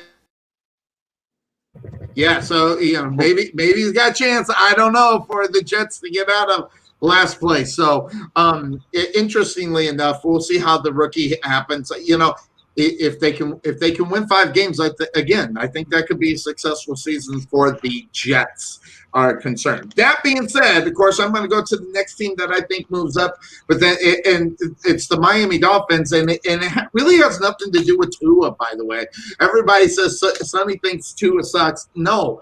I've said it last year to this year. I just don't put the picture up already, Sonny. I don't have. You know what? I got so many files I had to take it down. But I'm telling you right now, I didn't necessarily think that Tua sucked. I just think it was the wrong move at that time last year to do what they did in order to bring him in to make it look like it's going to be something fancy for the next 20 years. That's what I meant. That being said, I still don't think Tua is a great quarterback. I think in this division of football, you obviously got your hierarchy within it.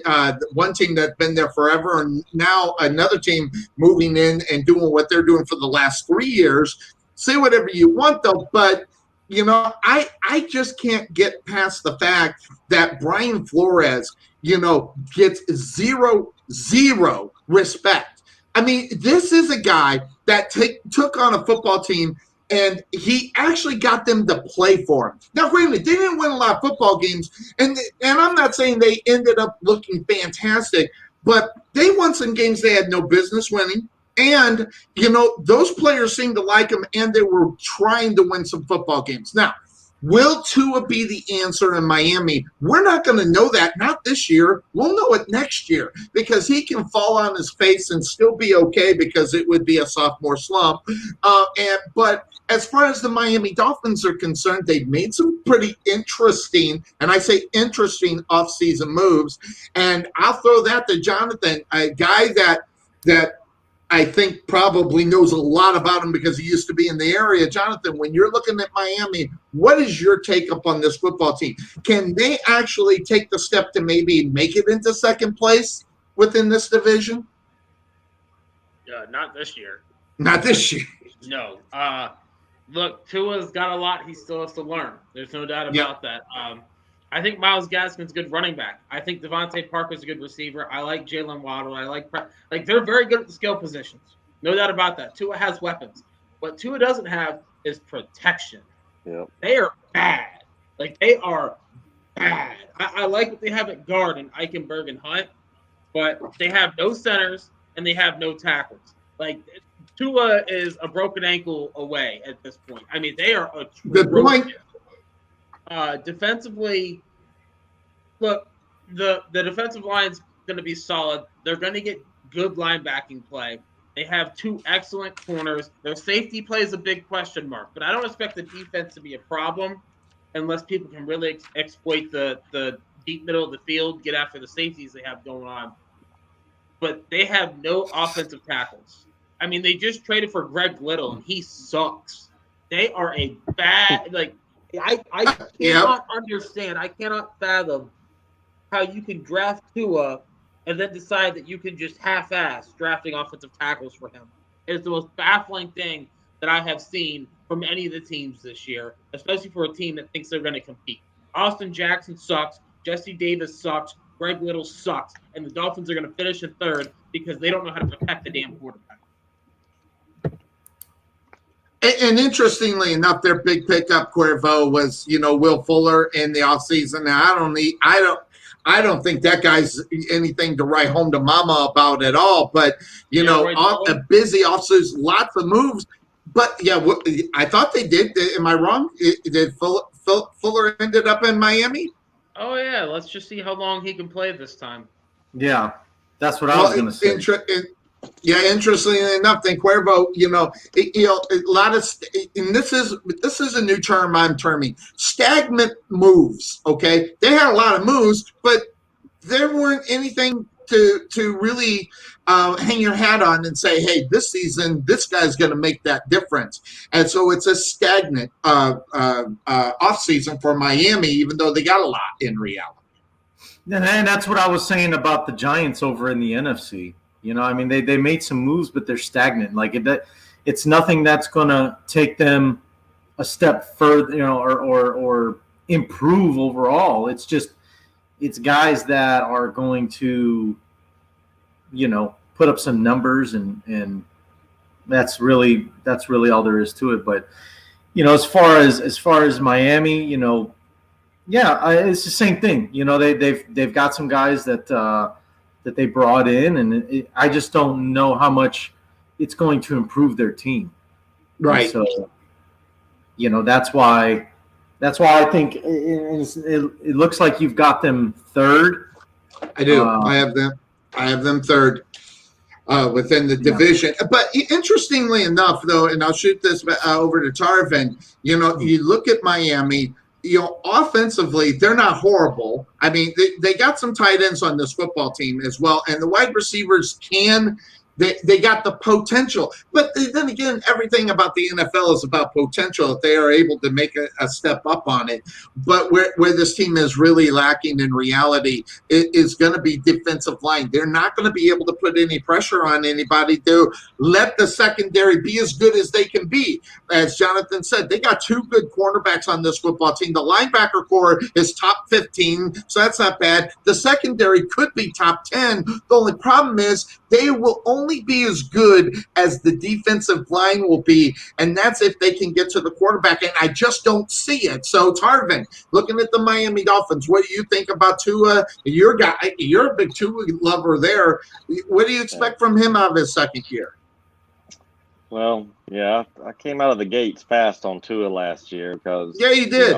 Did you finally admit he sucks? Yeah, I tried to jinx him. Usually an Auburn man will tear a Bama man apart. But no, I thought Tua's a good quarterback, I thought. But again, after seeing that injury and seeing how bad he was hurt, he's never shown a lot of toughness. So in the NFL, if you're playing on the Dolphins, you better be tough.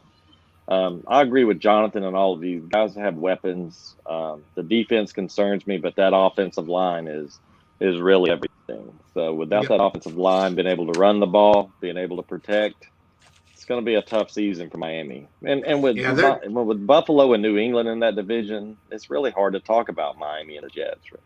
So. Absolutely, and especially if they don't make moves. They're the 29th ranked offensive line in the NFL. Greg, looking at Miami, I don't know how much you dig deep within that division of football or this team. What do you look at? I mean, you keep track of what's going on in the NFL. What do you think about Tua and his opportunity to be the star on that football team? It all comes down to him to be able to perform at the level that is expected for him to actually perform there.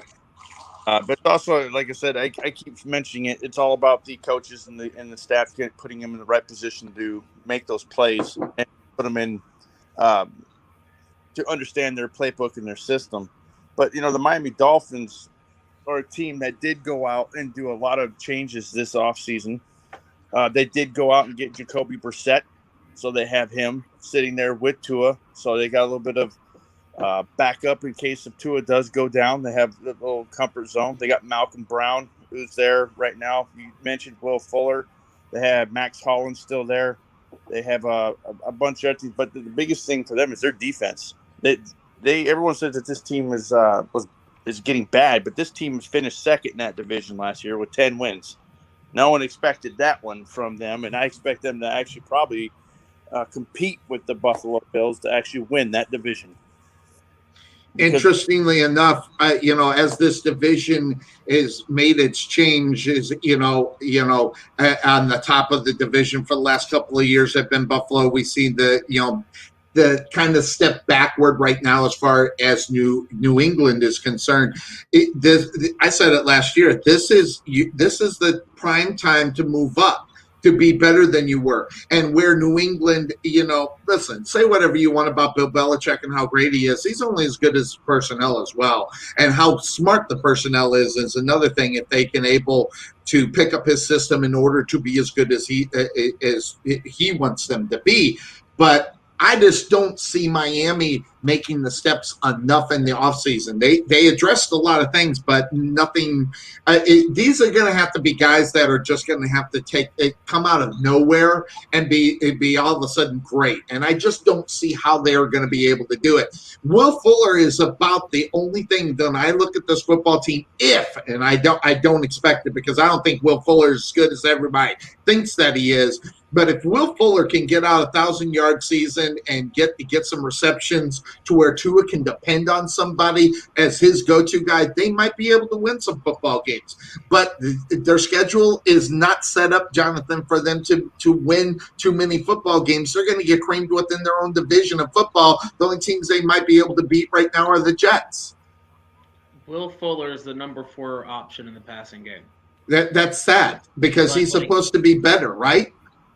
That's what everybody needs to remember. It's Devontae Parker, it's Jalen Waddle, it's Mike Gesicki, and then it's Will Fuller, who probably gets replaced by Preston Williams. Do you think he's going to get? You don't think he's going to get cut, do you? Oh, no, he'll make the roster, but either he's hurt or he gets suspended. Yeah, okay. Will Fuller's existence in the NFL. So like I said, I think Miami feasted on an easy schedule last year.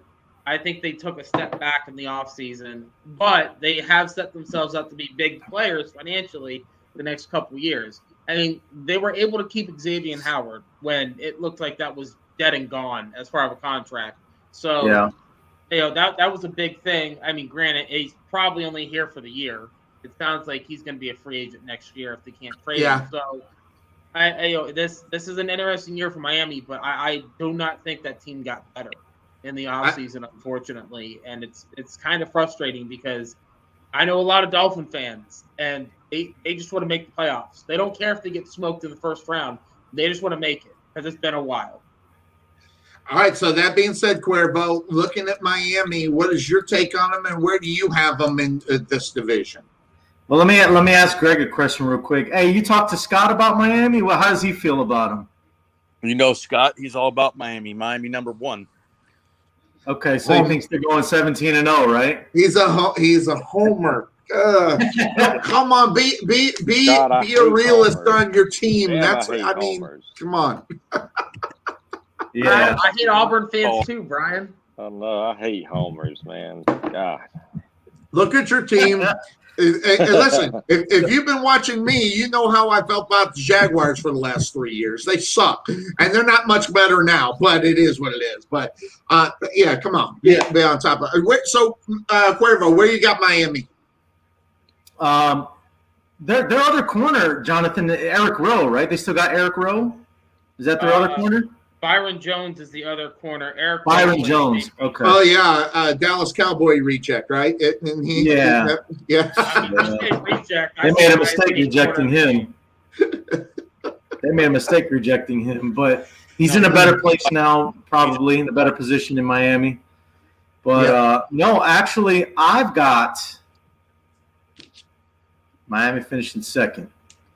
I think their defense is that good. And it's not even that I have a lot of faith in the offense. I just think that the defense is very sound, and I think it's gonna win them some games. I think that Jalen Waddle is going to be a guy that's going to really be the difference maker this year as a rookie on that Miami Dolphin team. And, yeah, he's going to be real good for them. And so I just think, just those things alone, Miami's going to be one of those teams that they're going to win a lot. They're going to win some close games that maybe they had no business winning. They may upset Buffalo at home down in Miami. But I think they'll do enough to compete with, they'll be in the rearview mirror of the Bills. They're not going to catch up to them, but they're going to be in the rearview mirror. All right, so Tarvin, what do you think about where you got them finishing in the division? I'll say third, but I'm thinking fourth. But I'll put them at third, give them a little love, because Cuervo's smoking some nice stuff over there. All right, Greg, where you can't find stuff in California like that, Tarvin. What are you talking about? Oh yeah, no, it's not available at all. No. Yeah, it's. But that being said, so where you got them, Greg? Where you got Miami? I got Miami finishing #2 in the division. So you got a lot more. You got a lot more oomph for them. So we see where you are going to go, and you got where you got them, Johnathan. I didn't write yours down. Third. All right. So got Johnathan at third. So that's going to lead me to why Brian Tarvin is here. I have the New England Patriots finishing second in this division, and that's just by default. The other teams just suck in this division of football, so they get to battle it out against the Bills, who the Bills for the last 3 years have been winning this division of football. So, say whatever you want about where they are at. You still got Bill Belichick. You do have a quality quarterback. I'll say it. I think he's quality. I don't think he's as good as he thinks that he is or where he thinks he should be. But that being said, Tarvin, when you're looking at Cam Newton, when he has had Bill Belichick last year, this is the second year. Do they turn it around in New England? Yeah, I think last year's problem was he's coming off injury, new team, new system, COVID hit, no really preseason, no training camps. Dressing like grandmama. Yeah, got COVID early. I think it was like 4 games into the season, 4 or 5 games. He got COVID. But if you look before COVID hit him, and I don't know, I'm just trying to think. He had some pretty good games. He had about 400 yards going on the road at Seattle. Should have won. But I think the main thing I look at this year, second year, they got like 4 weapons, receivers, tight ends, to come in and give him a chance to throw the ball at least. Then you have a good running back duo there. So I like the running back. I like the receivers. I like the tight ends. I don't like the defense for New England. Hopefully it gets a little better. But I think Cam Newton's going to have a good season this year, but a lot better than last year. Well, he's got to be better, Tarvin, because last year, a lot of eggs were put in his basket, and it didn't happen. But when you have a Cam Newton who has been to the Super Bowl, who knows how to win, let's just say it. I mean, as much as I dislike him, and I'm not a great big fan of Cam Newton, I do recognize how good he can be. But it's Johnathan, the question will be, when you're looking at Cam Newton, he's past his prime. Can he take the step back to where maybe he can start elevating his career back to where it could have been? Or is it finally time to say that Cam Newton is not what you expected? Because in reality, when you're looking at the AFC and you're looking at the quarterback position, he might be depending on who it is, he might be just the second best within this division. But this division of football isn't great. I mean, look, I look at Cam, and I think it's very similar in all reality to Michael Vick, in the sense of amazing athlete, never really a polished passer, and at some point you got to learn how to throw the football to have an extended career in the NFL as a quarterback. Good point. 68% last year, Johnathan. I think he was at 68%. On like 6-yard routes, like I could have done that, man. Like, look, I know you love Cam. All right, you got an irrational love for Cam. It's kind of like my irrational love for James. All right, I get it. But the realism says, mark my words. Here it is. Mark my words. Multiple games this year. What? Mark my words. Mac Jones starts multiple games this year, whether it's Cam. Hold on. Wait. Okay. Mac Jones. Wait. All right. I'm not. Sonny said, "Pump the brakes." Listen, multiple games is 2. Okay, so you're not like going out on a limb here. I mean, I know, but I am, because it's Cam Newton starting at quarterback. And in all honesty, we all know Bill would love to sit Mac for a year. He got to sit Brady for a year, right? Everybody forgets that Brady was probably a 3rd-round grade who slipped to the 6th round because of dumb college coaching at the end of the day, right? But here's the thing: as I look at Cam. And, like, his downfall will wind up being the fact that they do not provide him any receivers. Like, it's not his fault that there's not a receiver worth fit on this roster. Keep it real! Yep. There's 2 good tight ends. Hunter Henry's a good tight end. Johnny Smith is talented. He's inconsistent. They're very strong at running back with James White, Damian Harris, and Sonny Michel. I think the fact that there's not a receiver on this team that's even a number 2 I agree. Cam's biggest problem. That would kill Mac Jones. That would kill Mac Jones. Well, of course it will. But I mean, he's done. He was the 1st-round pick on Mac Jones. He got a 1-year deal with Cam. He got no investment in Cam. Yeah, but if you put Mac Jones out there and he gets his head put up his ass the first couple of games, then he's shit for the rest of it. At least Cam can get you some yards running the football. Like Mac Jones, he can throw a deep ball better than probably anybody I've seen in a long time. But like you said, who's he going to throw it deep to? That's a good point. But that being said, Tarvin, the New England Patriots offensive line is pretty damn good. I mean, just looking at the personnel, okay, you look at this and go, holy cow, if Cam Newton can just be a shell of what he used to be, they should be able to win this division, because guess what? They are going after the Buffalo quarterback. They are going to try to break that guy down as much as they can. His name's slipping my mind because I don't have my notes in front of me. But Cam Newton has got the opportunity to take the step with that offensive line. Again, but you're right about this, though.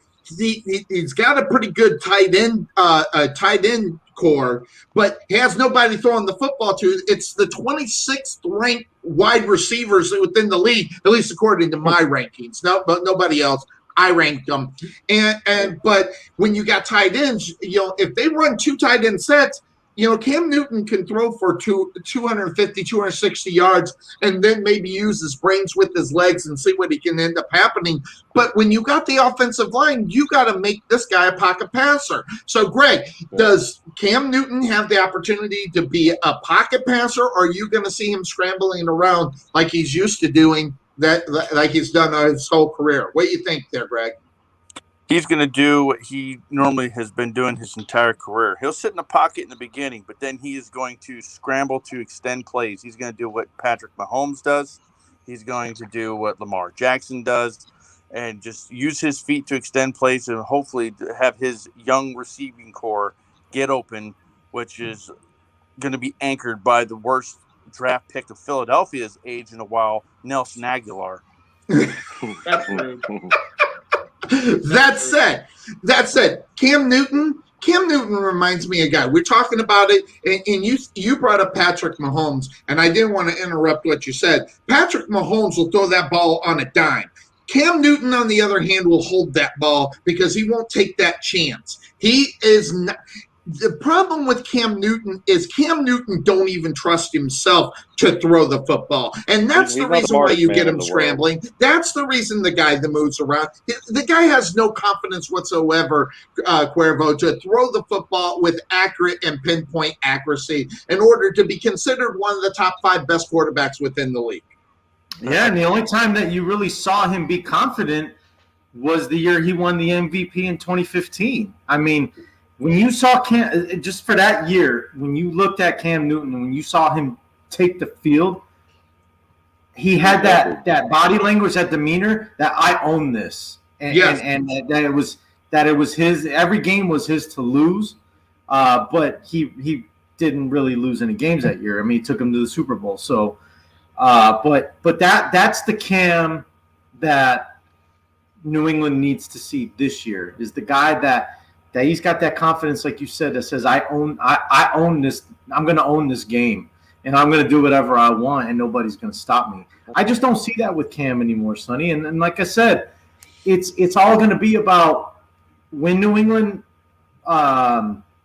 loses a game or two. How is he going to respond to that? It's like one of my favorite quotes from one of my favorite athletes of all time, Iron Mike Tyson. Everybody's got a plan until they get punched in the mouth. What's Cam going to do when New England gets punched in the mouth? Hey, guys, I'm going to say something real quick, Sonny, on that. It seems like with Cam, Cuervo's right. But when he had a kid, and I think it was right around that MVP season, maybe the year after, it's like – It was the year after. What the hell? Maybe – I don't know. Maybe he's afraid. And when I watch him play, I can't blame him for playing scared a little bit. Some of the shots he's taken, the officials have letting him just get – tormented. Maybe he's wanting to walk and have something after football so he can be a dad at least. I don't know, but I haven't seen the eye of the tiger out of Cam. Absolutely. And I want to see that. I want to see that this year. I haven't seen it since that year in 2010 when he won a championship for Auburn, by the way. Let me ask Brian a question then, Sonny, real quick before we move on. Go ahead. If we don't get that confident Cam again then, Tarvin, after this season – Do you think he should hang it up and just move on with life and be a dad and husband or whatever? Because Cam's the kind of guy. Yes, I agree, and I think he will. I think if this year, because think about it, it's a 1-year deal. New England's not going to sign him again. They have their franchise sitting in the back. Who's going to sign him? Is he going to go learn a new system and do all this again? I think he has a career outside of football, maybe. He could do something. The guy's about 8 foot tall. But I think one of the problems with Cam, he's so big, some of these injuries, it's hard for a 250-pound, 6'5", 6'6" man to recover as quick as somebody. Look at Roethlisberger. I know. I mean, it's just good point. A Big Ben. Yeah, but Roethlisberger's a tough son of a bitch, though. Roethlisberger, man. Well, and by the way, Ben Roethlisberger has a couple of rings as well. So, but Greg, I've seen your face. I love reading faces, and you're not buying into this Cam thing at all. So why are you not buying into Cam? You would get on your knees to have Cam Newton in Philadelphia right now. You'd be on your knees saying, "God, thank you, God, thank you." So you're Please don't make me fun. I don't need a pimp as my quarterback. Love the pictures. And there's the monkey. Oh, man, Oh. I don't need a pimp as a quarterback in Philadelphia. We already Yeah. have. So He's either pimp or grandmama. Medea. He dresses like Medea over there. I mean, if you think about it, I mean, Philadelphia is already in all these talks about quarterbacks because they're already talking about, hey, let's trade for Deshaun Watson.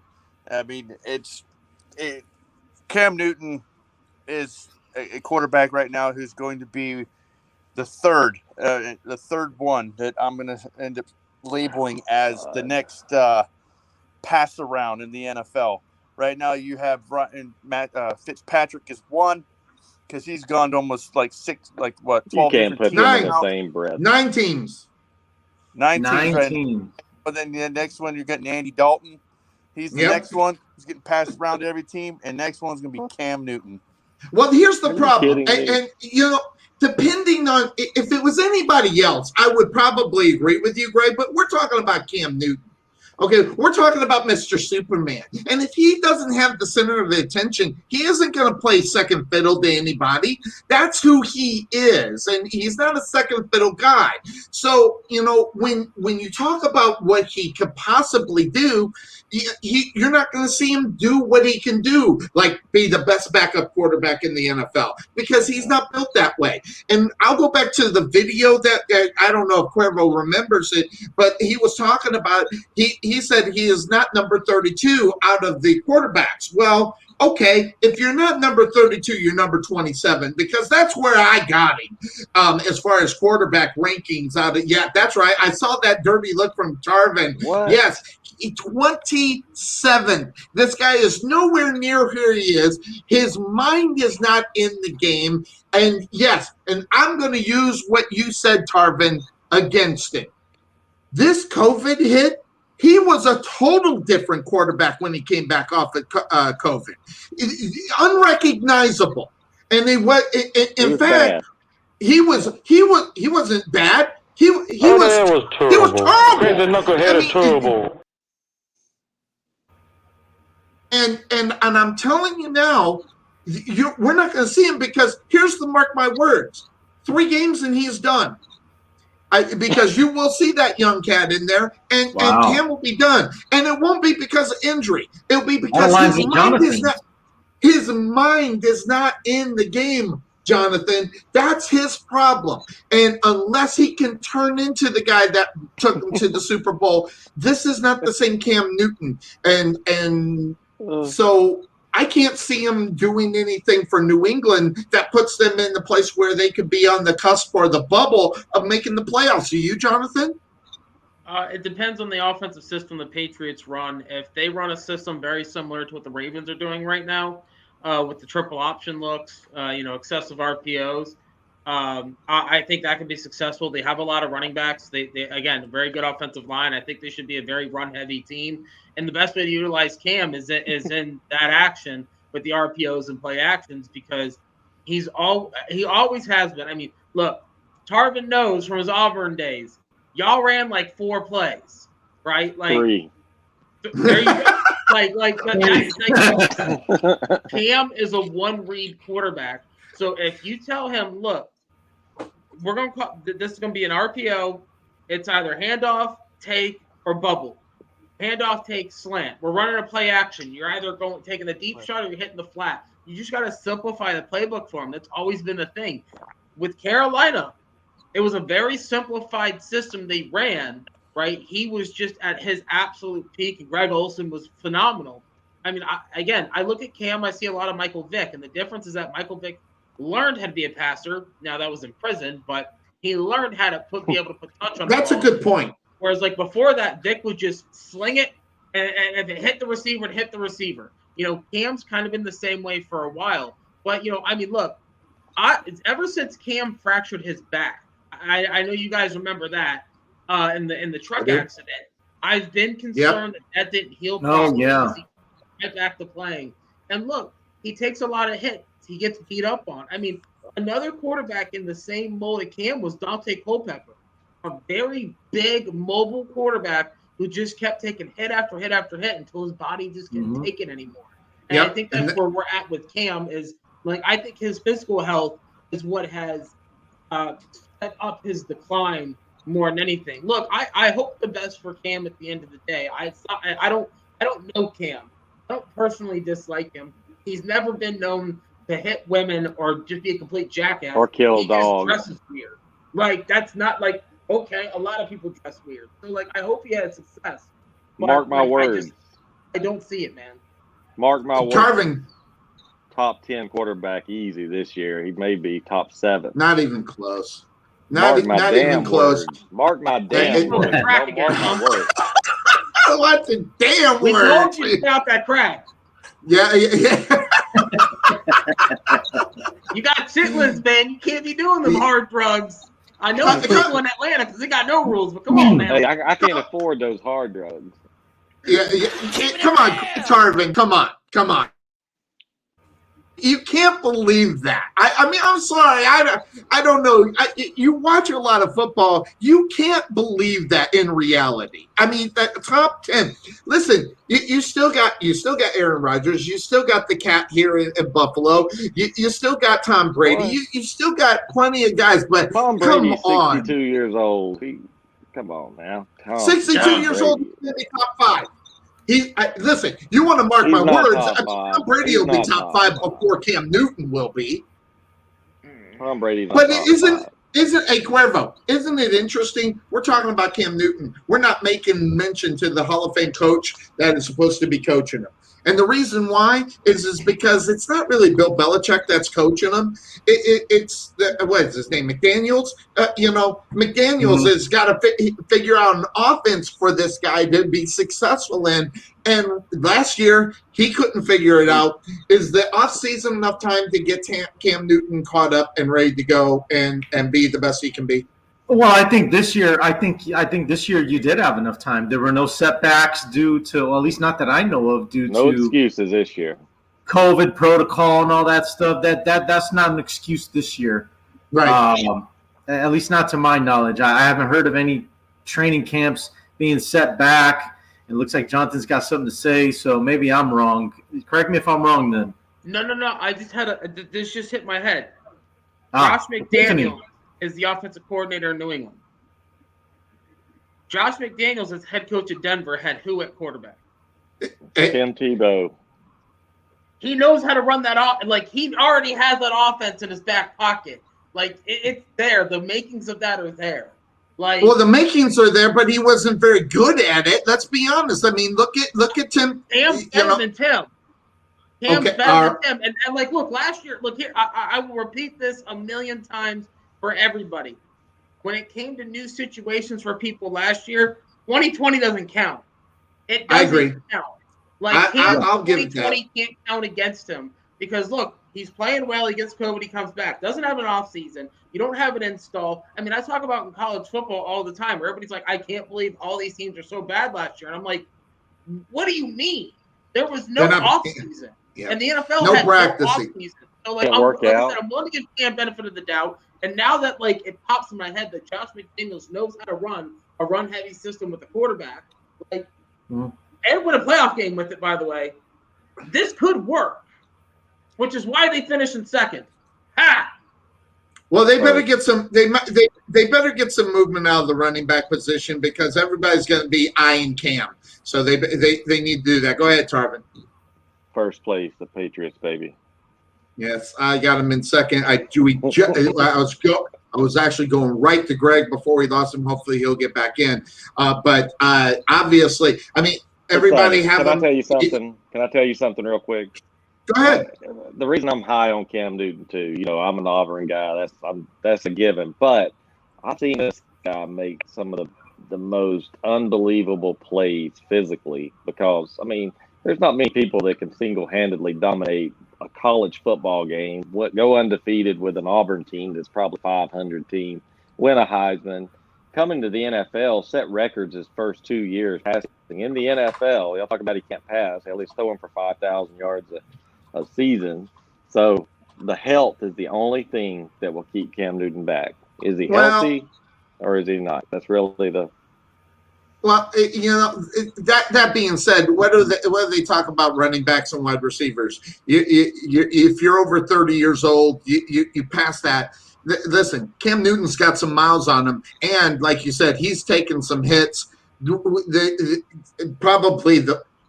probably the most abused quarterback I've ever seen play this game. And here's the deal with NFL that. After he's done, and that's what I'm talking about. That's what I'm talking about, but I don't see him recovering from it. He hasn't been the same. This guy's taken some major shots. He hasn't been able to get the flags. And, out of all the guys that should be able to get a flag, it should have been Cam Newton. And those flags were like concrete in the back of those officials' pockets. So I think the wear and tear of Cam Newton is finally caught up with him. And last year didn't help because of COVID and everything else. So I swear I'm worried about it. So that takes me to the team. I think everybody got them inside. Tarvin, where do you got the Patriots? Are they going to win the division? Yeah, I'm going to have them winning the division. This is not a over very good Buffalo. Division. Buffalo was the COVID year. What Johnathan said kind of was like, I don't even count that almost. I think this year the schedule is going to be tougher, and I think the Patriots will be tougher. Well, their schedule will be tougher. Johnathan, where do you have? Do you have New England in second? Or second. And how about you, Greg? Third. So we got you in third. Cuervo, where do you have them? Third as well. Got them at third. Yep. So I do. So here's the deal. I'll just speak real quick so we can get to the last team. It just seems to me that what's going to hold Cam back from having a great year is going to be Cam. Especially if he doesn't perform well, I think it's going to be a bigger problem than we realize. Because just based on what we know about Cam, based on what Tarvin says about Cam Newton would rather be the lowest rated starter in the NFL than be one of the better backups in the NFL. I agree. And that's where when your ego gets in the way. And I think if Cam winds up getting benched, if he doesn't play well at the beginning of the season, it's going to cause a lot of drama in New England. And then we're really going to find out, okay, how good of a coach is Belichick? How is he going to manage this situation? And I think that it's going to cause a lot of issues behind closed doors in New England. And I think that's what's going to drop. I believe that is what's going to cause New England to not be focused all season and wind up losing more games than they probably should. On top of that, all these great signings that they've made, with Nelson Aguilar and Smith and Hunter Henry, I look at these guys on the depth chart, and you know what I see right next to their name? The letter Q or the letter P or whatever. All these guys are already getting banged up in the preseason. So, are they going to even make it to game one? Like, what's up? Like that's what I would foresee with New England right now. So this is really this is going to be the year that we really find out, okay, was it truly about Belichick or was it about Brady up in New England with all the success that they had? Brian Tarvin, I got your message. Hope you have a great day. Thanks for joining us, by the way. You're always welcome. Always good to see you, buddy. Hey, I promise I'll be in a lot more this time now. So the kids are sounds good. I can throw them in a room and let them bang their head against the wall for a little while. All right, cool. All right. A little brain damage, a little concussion work on your kids. Good. Yeah. I like it. Go Cam. Hey, by the way, I have go Cam. There's the Cam lover himself. So that's Brian Tarvin. Of course, Buffalo in second for Cam. Got it. Interestingly enough, well, that takes us to the Buffalo Bills. That but you can say whatever you want. They got the best quarterback within the division. The only problem is, though, when I was looking at Buffalo and how I felt about them, and this is, I'm going to say it just because I couldn't find anything. In reality, they got the 27th best tight ends in the league. The rest of it, they're top 10 in everything. They're the class of the division. And interestingly enough, Cuervo and I, we were just kind of talking about this. Talk about a turn. Tyrod Taylor is the one that took them to the playoffs first, by the way, in case anybody forgot. And they pissed him away like he was nothing. I mean, nothing. No, we got this guy now. So that being said, Cuervo, I mean, you're talking about a team on top of the division for the last 3 years in reality. Tyrod, and then 2 years with why does his name keep slipping my mind? Josh Allen. Big. By the way, big contract signing for him as well. Yep. Guess what, guys? When you're a good quarterback, and but here's the thing: when you got a team that's hoping that you can stand up and win divisions and bring home championships, you end up getting paid, and he got paid. The question is, Cuervo, will he continue on and be worth the money that the Buffalo Bills are investing in them, which, by the way, is the most they've ever invested in anybody in Buffalo Bill history? I think so. I think his play. Not only do I think it continues, Sonny, I just think it continues to get better.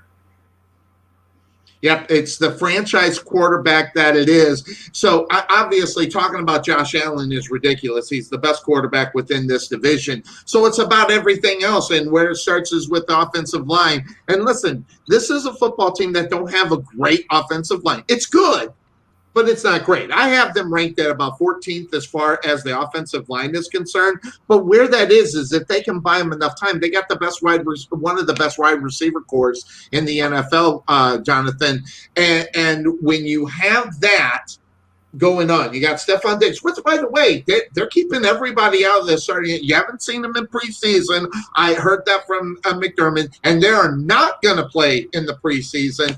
So the question is that a good move, or should they at least take one game and try to get on the same page and at least develop that, kind of chemistry, or figure out the speed of which way they're going, Johnathan? Is that a mistake for them not to play in the preseason? I mean, no. Like they practice with each other every day. Like I'm trying to dig something to find something negative to say about it them. So I mean, look, you want something negative? The Buffalo Bills can't run block at all. Like, run blocking is not what their fat boys do. They do everything other than run blocking. That team, they can pass block, which they don't really have to pass like that long because Josh Allen's like, 2 seconds run. But like, you're right. Like, I think they have two good running backs in Zach Moss and Devin Singletary, but they could not open up lanes for them. Their offensive line's very good pass block. They have nothing at tight end. Again, recurring thing, the position's just disappearing because, how dare you make somebody block? Stephon Diggs, awesome receiver. Emmanuel Sanders, Cole Beasley, Gabriel Davis, all very good right behind him. Defensively, they built through the front. They got a good front end. They need Ed Oliver to step up, though. Like, he's got to live up to the hype. Vernon Butler really needs to take another step forward. But, like, they have a solid defensive end group, or defensive line group, led by a very solid defensive end group. Linebacker plays fine. It's nothing special. And, I mean, they're led by Tre'Davious White in the secondary. They got two good safeties in Micah Hyde, Jordan Poyer. So it's really just what do the other corners do. Look, this is the best team in the division. No doubt about it. You got a great coach in Sean McDermott. They've done a good job of building and developing around this. I mean, my big thing is I watched Josh Allen in college. I watched him be awful in college. Awful, horrific, atrocious.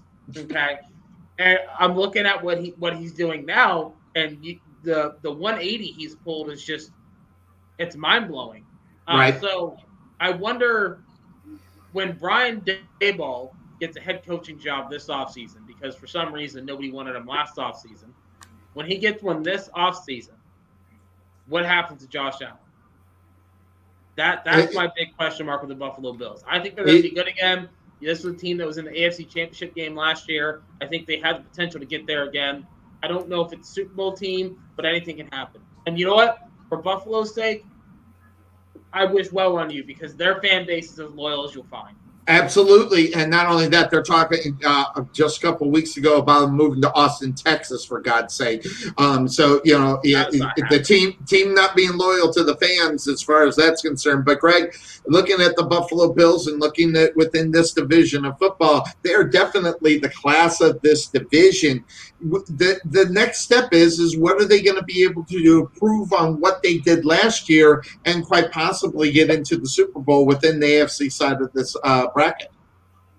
Well, it really comes down to exactly when do they start jiving together, when they get that unit cohesion again, that chemistry that they did last year, winning 13 games last season. Now they're going to come out and try to do that again. They have the talent to do so. They got better in some areas. I mean, they went out. They also got Matt Breida to boost up their running back core, and that dude's fast. I mean, they got a lot of speed that they've added to that stuff, and then a lot of defensive players that also got added to that defense. So it's going to give them depth. So now those starters are going to have a little bit more of a breather, and they'll be able to push longer into the games, make bigger plays. I don't see anybody in that division beating the Buffalo Bills. I think the Buffalo's going to run right through them all. Yep. And Cuervo, they acquired Emmanuel Sanders, which is the number 3 on most football teams. Yeah, I said it. And so Emmanuel Sanders isn't anything to write home to mom about.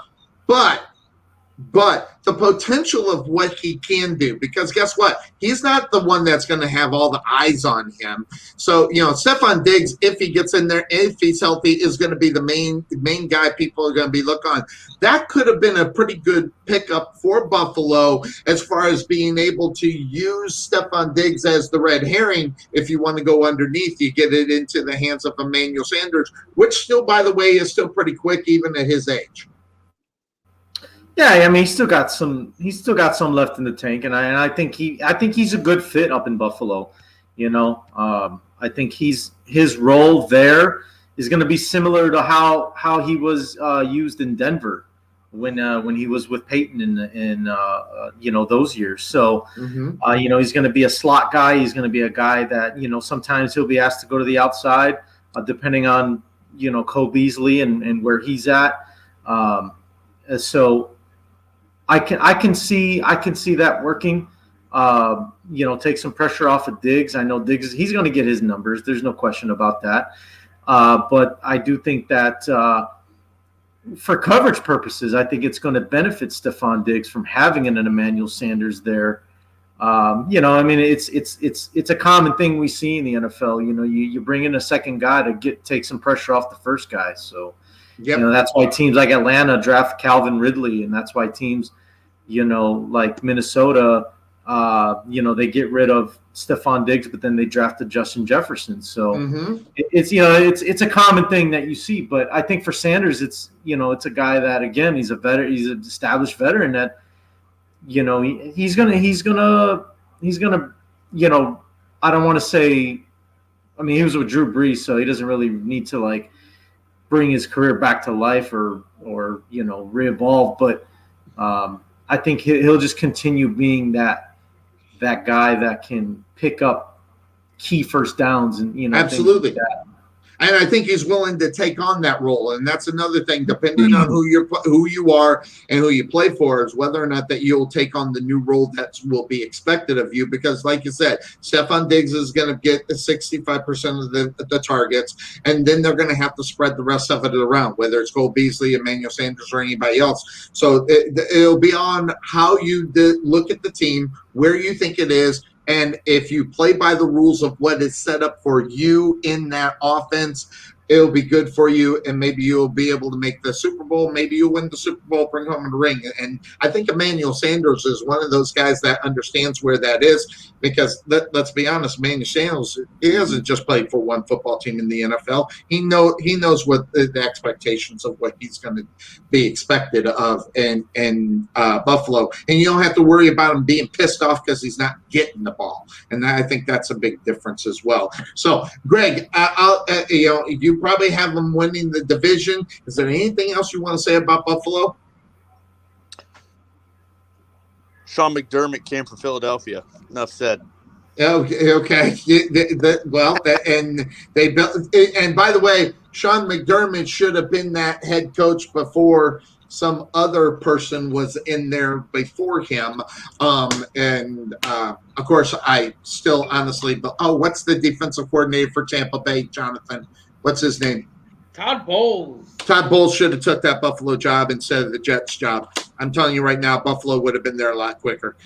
That's just an impersonal opinion, but that's just me. But that's what we got. So I have Buffalo. Everybody's got Buffalo winning this division of football, and it should be really interesting. Now, I don't know everybody's timetable. I got still many things to talk about. How long can you hang? I know, Cuervo, you got homework to do, right? No, sir. Oh, we can do this. So we got a lot more topics to talk about. Greg, what's your timetable? Oh, I'll be taking care of the Twins here in a moment, so I'll be taking off. You got it. Okay, so I thanks for joining. And by the way, you're welcome anytime. Just, let me know or let Cuervo know. We'll send you out a link. You're welcome anytime, even if it's for a few minutes or you just got something to say, get off your chest. You can do that. You're more than welcome at any time. I got to mark my words for you. What is that one? Cam Newton will lose the starting job by week 5 if he goes 1-3. Wow, I thought it would be earlier. So there you go. So he's getting a little bit more love than Cam than I would. So there you go. It's because of the 18-week season now. The first game Miami. Then you got the game that shouldn't have a problem against the Jets. But then the true test comes in against the Saints and then against the Bucks. Once he goes 1-3, he's done. Yeah, could you imagine if he goes 0-2 against Miami as well as the Jets? That would be a bitch slap all over the place, and everybody will be talking about Cam Newton in the first 2 weeks of the NFL season. He loses against the Jets, he loses his starting job right then and there. Bill Belichick. Interesting. Probably. Yep. Well, I guess it's how they lose it. Maybe that'll be it. If the defense loses it for them, maybe that'll be it. So we'll do it. Greg, good to see you. Thanks for joining us, guys. What we're going to do is we're going to go into our second break. I do got to get the breaks in, just more in the fact that we're moving into our season. We're moving into the high school season, so that's where we are. So I'm going to have. Thanks for coming on, man. We'll talk more later. We'll talk more later on, and I'll get everybody. Hang on, guys. We're going to go into our second break here, and there's still got a lot to talk about here on the Couch Potato Sports Show. You're listening to. That being said, our Sunday tradition continues on. By the end of this season, it'll be a baker's dozen. We'll be back here in a few moments. This is Sonny Clark, radio voice of your Rowlett Eagles, letting you know about RowlettFood.com. At Wesson General Contracting Incorporated, we're your one-stop shop for all your general contracting needs. We are locally owned and with over 20 years of experience, so roofing, gutters, sidings, fence staining, painting, foundation problems, or roof damage are no problems at all. Give us a call at 214-200-5588. That's 214-200-5588. Wesson General Contractors, proud sponsor of the Rowlett Eagles radio broadcast. Let Buffalo Creek Doors and Floors help you restore your home to its like-new condition. Need a contractor? Let us be your first stop as well as your last. We specialize in everything that others don't, such as stained concrete floors, wood spot repairs on doors and floors, stainless steel spot repairs, anti-slip-on floors, and more. Want to see what kind of work we do? Check out our Facebook page and you can see the craftsmanship you'll receive and expect from Buffalo Creek Doors and Floors. Give Rodney James a call at 214-536-2607. That's 214-536-2607. Or check him out on the web at www.buffalocreekdoorsandfloors.com. This is Sonny Clark, radio voice of your Rowlett Eagles, letting you know about Liberty Air and Heat. Everybody knows what the Texas Heat can do to your air conditioning and heating systems. That's why you need the experts that deliver the best and most honest service in the Rowlett area. We provide the high-quality air conditioning and heating services that keep you more comfortable when you need it. We strive to always meet and exceed customers' expectations, competency, and accountability, as well as satisfaction. So contact Liberty Air and Heat at 469-678-9444 or visit them on the web at libertyairandheat.com.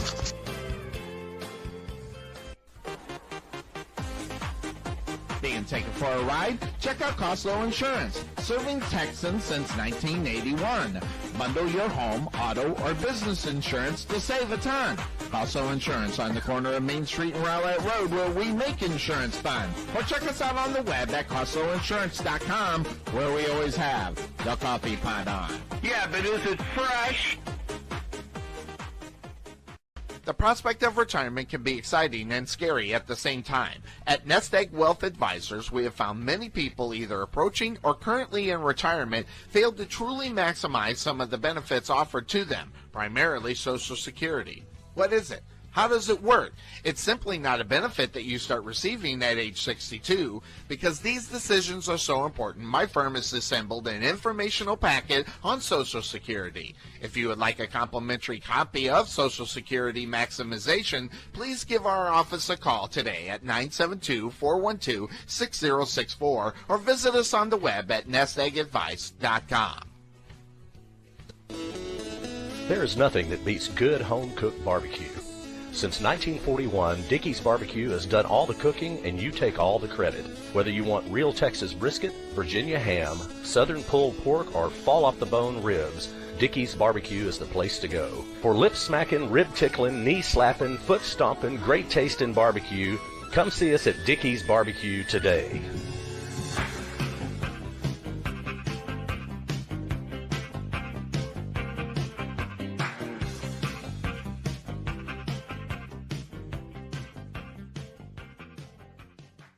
This is Sonny Clark, radio voice of your Rowlett Eagles, letting you know about Karen McKinney of Budget Blinds of Rowlett. Find a little inspiration by browsing our product, whether it be the latest trends, child safety, or smart home technology, and more.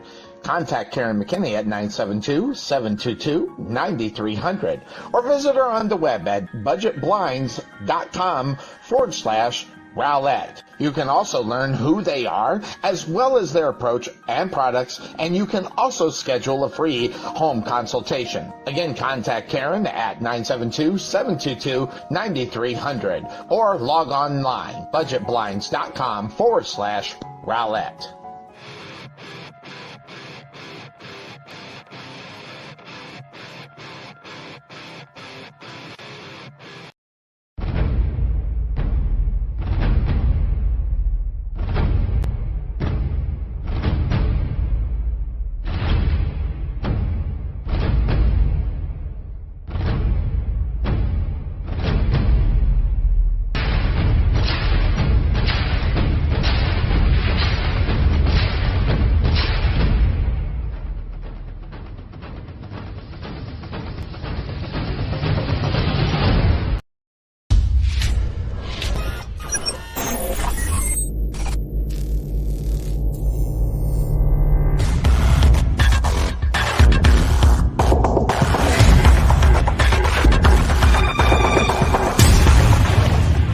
And welcome back into the Couch Potato Sports Show. It is me, Sonny Clark, here on our Sunday tradition. It is that being said, we'll bring Johnathan back in as we see him right there, as we've had a great time covering the NFC and AFC East.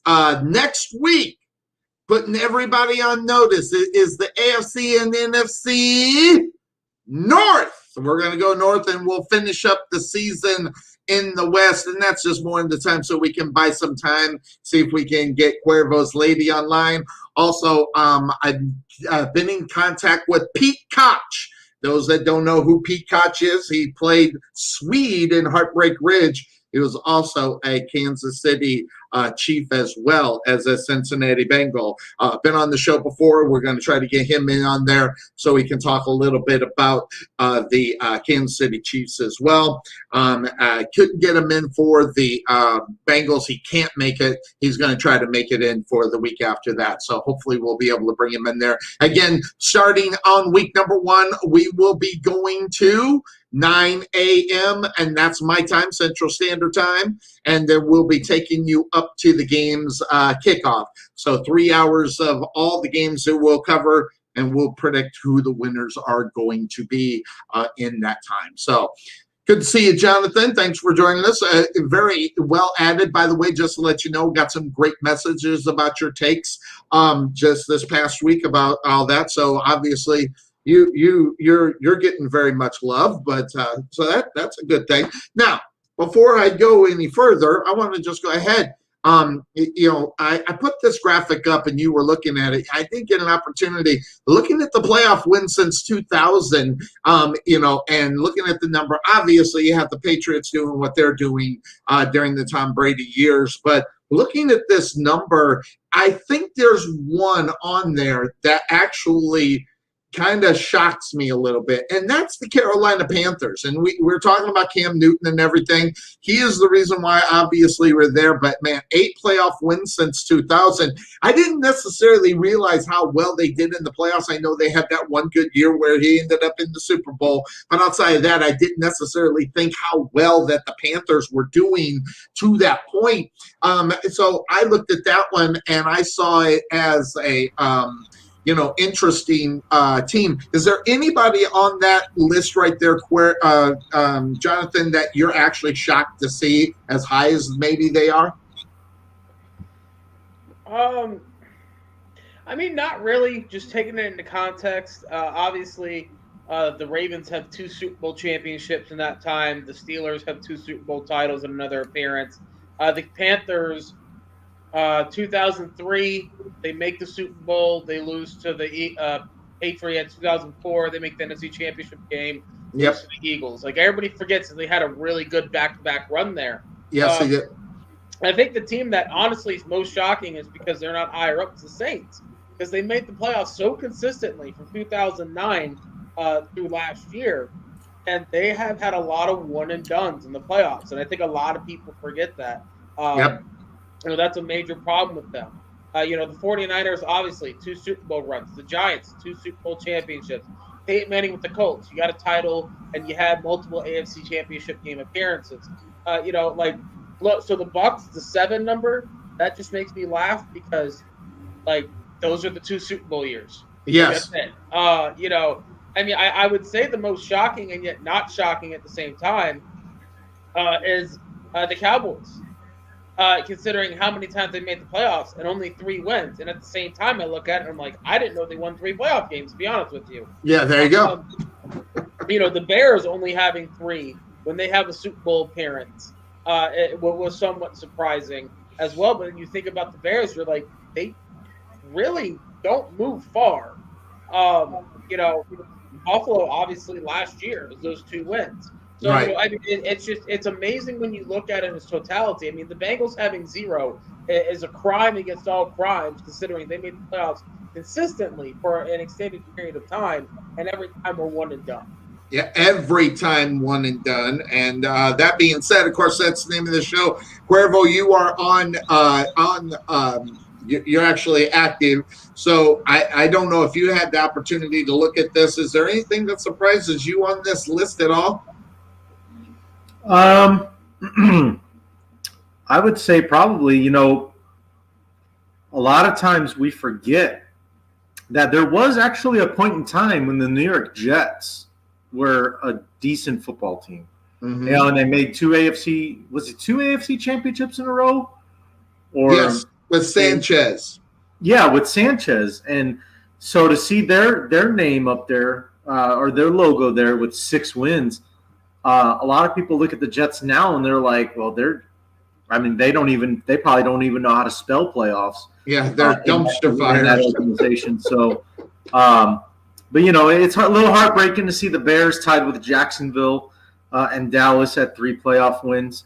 But I can name you all 3 of those wins. So, but that's beside the point. But I think the other thing that really surprises me is how far ahead of everyone else New England is. It's just the gap. Everybody knows that New England is, has the most wins. But to see how much of a separation there is between 15 games, 14 between games. them, between them and then Baltimore. And Baltimore. Baltimore's the one that gets me because, say whatever you want about Jim Harbaugh and everything, and Lamar not getting very many wins. This is Flacco years is the reason why we see that number up there so high. And the great Trent Dilfer. Yep, and exactly. So those are the names, but you expect to see. The Steelers not bad at 15, but Green Bay's up there, Seattle's up there with 14, and Indianapolis, of course. You're talking, the Peyton Manning years and things like that. It's the reason why you got those. So, interestingly enough, they are where they are. But yeah, since 2000, we're talking 21 years. So 20 years of actual football. It's really interesting to see. Now, I actually, when I grabbed this up, it was obviously to take a shot at my co-host, so I had this set for him, but wow. This isn't, yeah. You dropped this just in case you don't know what a hit that guy took last night. There it is again, just to remind you. But interestingly enough, Cuervo, as funny as I actually find that. Yeah, that beautifully illegal hit. But yes, go ahead. Yeah, something like that. The question is, that hit right there, that's a welcome to the NFL hit. And it'll be really interesting. This was a preseason game, which, by the way, I saw that thing in full speed. That was vicious. Interestingly enough, we're talking about Cam Newton coming off of being a guy that gets to beat up the hell.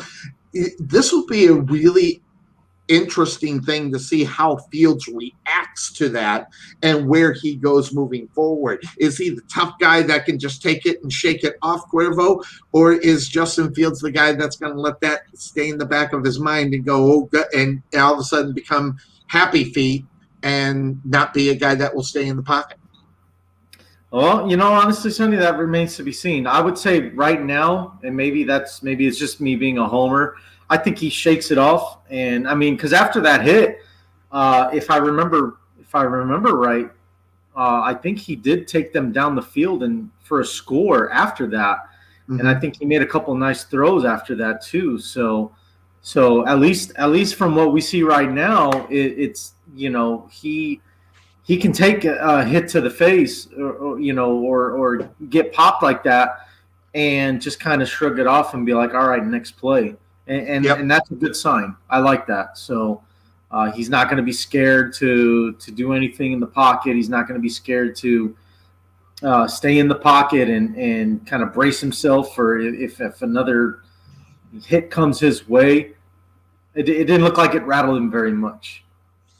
All right, now you have mark my words, but before I got two questions that came from the AFC. I forgot to put this up. These are coming from Todd, so let's just put this up there. And this is, do you think that the AFC East becomes the toughest division, or the AFC West is likely going to be the toughest one? And is Zach Wilson, was superb against the Packers last night? I say it's a preseason game. I don't care.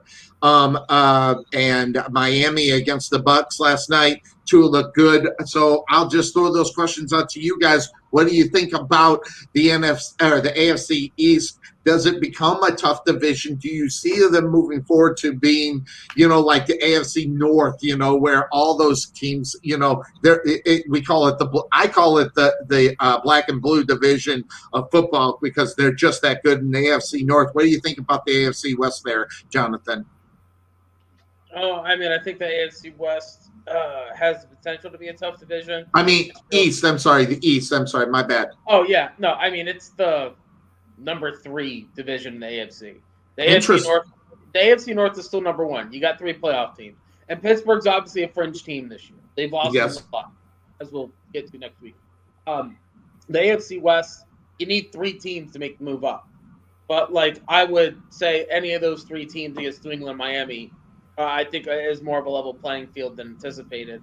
So, I mean, I think the AFC East just as a whole is the number 3 division in the conference. Of course, the South being as bad as it's pathetic. Cuervo, what do you think of the question, and where do you think the East is? Do you maybe see them moving up within the next year, or are they just going to hang tight at where they're at? Well, I mean, it all depends on of a certain team and what direction they're going. I get it. And I'm not talking about New England. No, I'm talking about the Jets. Yep, I'm talking they can about get better. The Jets making moves, seeing what direction they can go in. Now they've got who they feel is the quarterback of the future with Zach Wilson. And, given in this preseason, I saw what they did yesterday against Green Bay, which put a very big smile on my face. Yes, but it I looks know. like there's things that could be there. There's potential there with the Jets. So it's but how does it relate to the regular season? Anything can look good in preseason. The Cleveland, teams can go 4-0 and then turn around and go 4-13 in the regular season. A la the Arizona Cardinals, yeah. Mm-hmm. Yeah. So what? Long story short, no, I don't think the AFC East is the best division in the conference. I would agree with Johnathan. They're third. You could even argue that they're last. And sometimes, competitive could be like, okay, just like the NFC East, like they're all bad, but they're all equally bad. Mm-hmm. So in a competitive way, it's like, okay, well, who gets that 8th win to make the playoffs? But that's competitive, right? It's not necessarily everybody's winning 13 games. It could be everybody's right at 7-8 wins, but it becomes competitive in the sense of, all right, well, who's going to get that 8th win? Who's going to get that 9th win to win that division? And it's bad competition, but it's still competition. Yep, and you still got to win the games too. So you got to put that out there. Next question that came from Todd again. Miami versus the Bucs last night looked good too. Looked good. Buffalo, is a serious Super Bowl contender. I don't know how serious I think of it. I want to see if they can repeat what they did going into a real football season instead of a COVID season. You can say whatever you want. I agree with Johnathan. You can almost throw 2020 out the window depending upon what it is, but you have seen the improvements coming from them. So this question is actually directed at Cuervo, thinking Trubinsky may challenge Mariota for the best backup, as we've seen what Trubinsky did to his team last night. Up against the Bears, his former team, the Bears. They lost last night, didn't they? Yeah, they lost last night. So what do you think about Mitchell Trubinsky? Is he at the right place, and is he the second best backup quarterback in the NFL? That question comes from Todd. It looked like it yesterday. It looked like he knew exactly what he needed to do against that Bear defense. But it's messing me up because if I'm not mistaken, Miami or the Buccaneers played Tennessee last night in their preseason game. That was the look of confusion on my face. We're not playing Miami in the preseason this year because we play them in the regular season. Oh, maybe he just thought of the wrong team. So, okay. Yeah, Miami played who the hell was it last night? Oh, I got the list. Let me see here. Miami, it'll take a second to load here, but Miami played – load. Oh, crap. Of course, it's going to take forever because my computer's been running as slow as me lately. All right, here we go. Miami, were they on the road? No, they were at home. Atlanta. Yeah, they played Atlanta. They got a big wig. Oh, well, it was Atlanta, but it's 37-17. Yeah. Listen again. I preseason games are like taking a whiz. You know what I'm saying? Geez, you flush it down the toilet when you're done. What's the damn use? I don't take anything at all ever in a preseason game. And that's right. So he got that in there. But I don't take anything from preseason games. I don't take anything from miraculous one-hand catches from Odell Beckham in a practice. I look at that and I just go, who gives a rip? Because it doesn't matter. Week number one's when it matters, and when it matters is when people get paid. And it's whether or not a guy's going to step up and get paid. It's whether or not he's going to step up in order to get paid. It's all about getting paid, and that doesn't start until week number one. Of course, unless you're getting your ass cut off of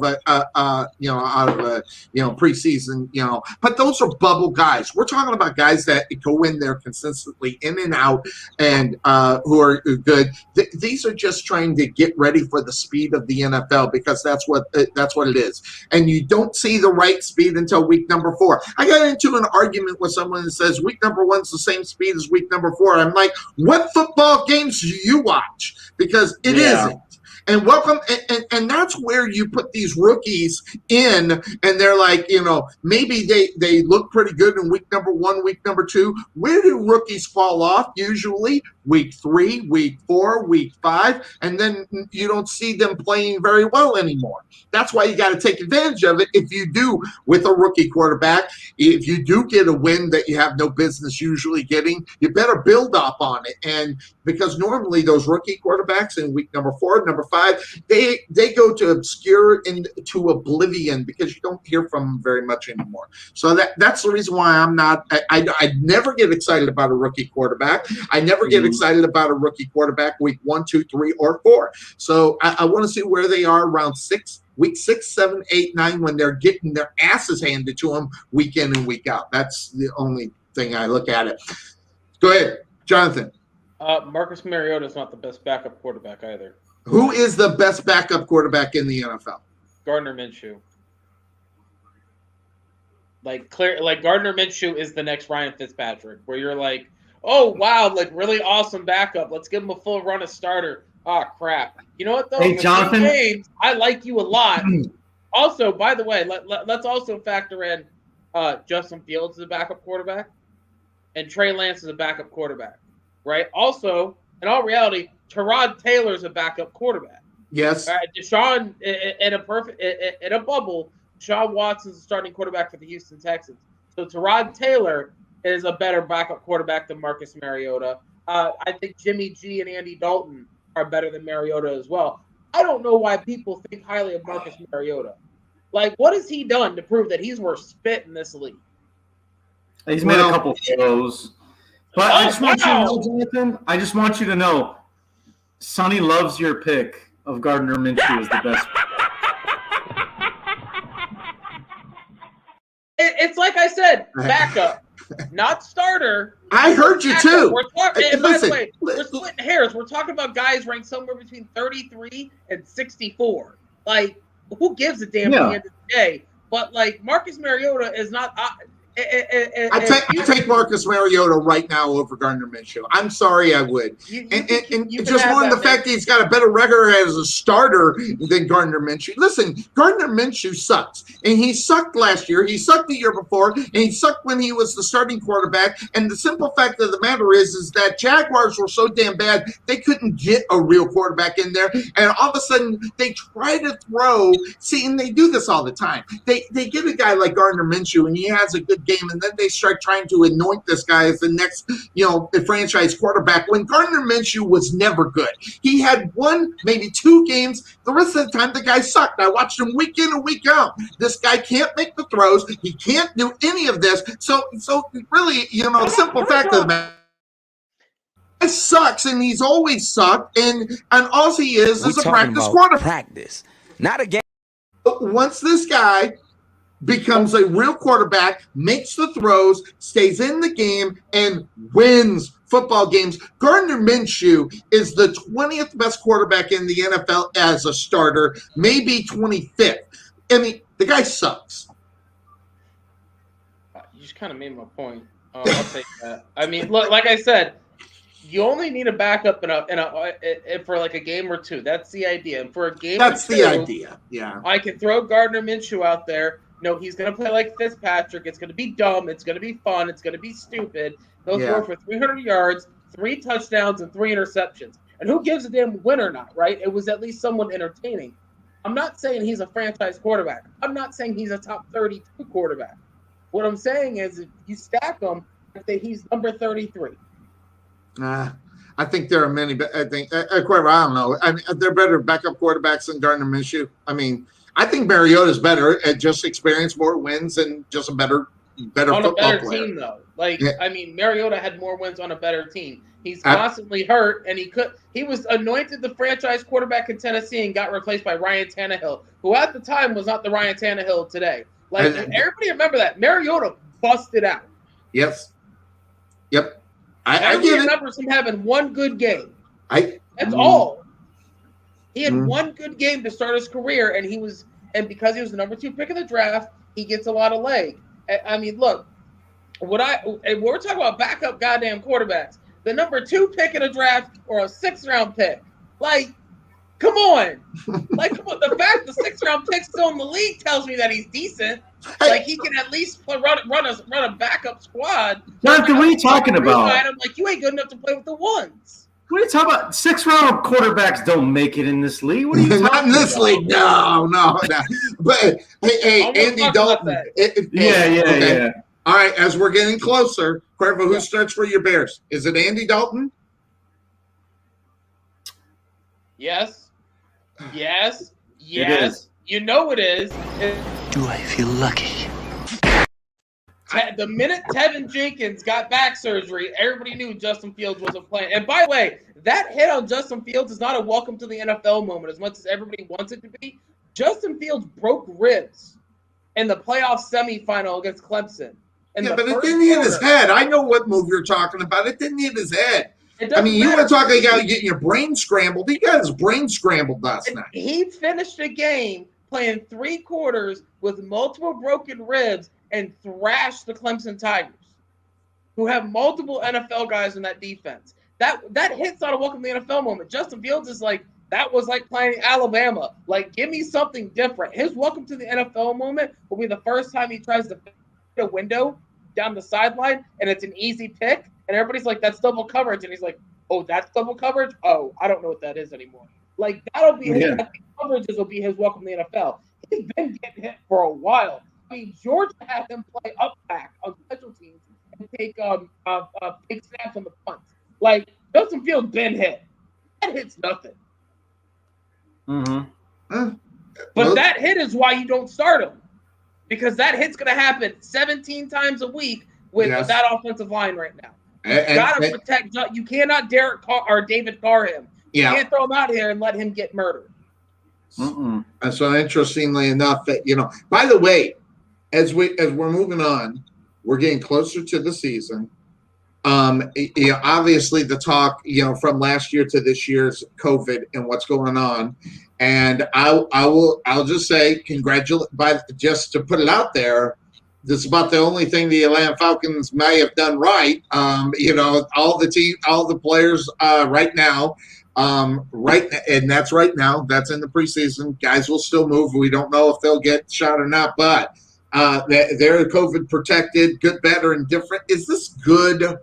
I think for a player, you're going to get cut more so that you're just not good enough, more so than can you be available based up on having COVID or not. And it's really interesting to think about because we're actually talking about you might get cut because you might not be vaccinated and you might not be available because that's going to be the reason why some guys make it in or out of it. I don't know. Johnathan's shaking his head. He's going to break his neck with this back and forth here. Are they testing? Are they still going to test every week? I don't know, but they got the vaccination. You're going to get the vaccine. They're going to test you. You're going to test positive. They're going to sit you. The vaccine doesn't mean you can't test positive for COVID. That's true. That's the thing that's driving me batty right now is that so many people have gotten vaccinated. They come into contact with somebody. They all get tested. Oh my God, look at all these people that have COVID now. And I'm like, did we not get vaccines? Like, you get the flu vaccine knowing you're going to get the flu. The whole idea of it is that it's not going to kill you. That's the whole purpose. You're going to get COVID. You're going to get sick. That's what the purpose of the vaccine is. The problem is if you're going to keep testing everybody, everybody's going to have COVID. Look at Mike Vrabel. Mike Vrabel tested positive for COVID today. He was vaccinated. So now he can't be around anybody. Well, what sense does that make? If we're all vaccinated, we all test positive, then it's fine. Like, we all have polio. We're all vaccinated against polio. None of us are worried about getting polio. Like, that's where we're at. It baffles my mind that this virus is being treated on a whole nother level, and now we're celebrating and circle jerking everybody because they get a vaccine. It's like, look, I'm happy you got the vaccine. I got the vaccine. I had to for work, right? I didn't want to get it because my age bracket and the fact that I've had it, I've come in close contact with it 5 different times, and like haven't gotten sick. I just kept saying, I'm gonna keep rolling these dice. Obviously, my body's immune system can handle this one, right? For other people, I said, I looked at my grandparents and said, y'all get the vaccine yesterday. I'm not playing that game with you. You're 80 and 81. Go get it, right? This is going to kill you, right? Like, so, like, I get that, but, like, if they keep testing, if you're vaccinated, it defeats the purpose of getting the vaccine because you're going to sit people out. Teams are going to have to forfeit games or they're going to have to reschedule games, even though nobody's going to get sick. Why is that? Why is that? I still don't get that. And this goes back to the fact that I hate the NHL and this emergency backup goalie BS. You know, guess what? If your goalies are gone, find someone to suit up and put the pads on them, and then they can sit in goal and try to stop it. And instead, this emergency, God, I hate that.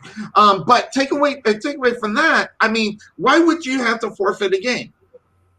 I just don't get it. You got how many people on a football team, and why would you be forfeiting anything? You go out and try to win the football game.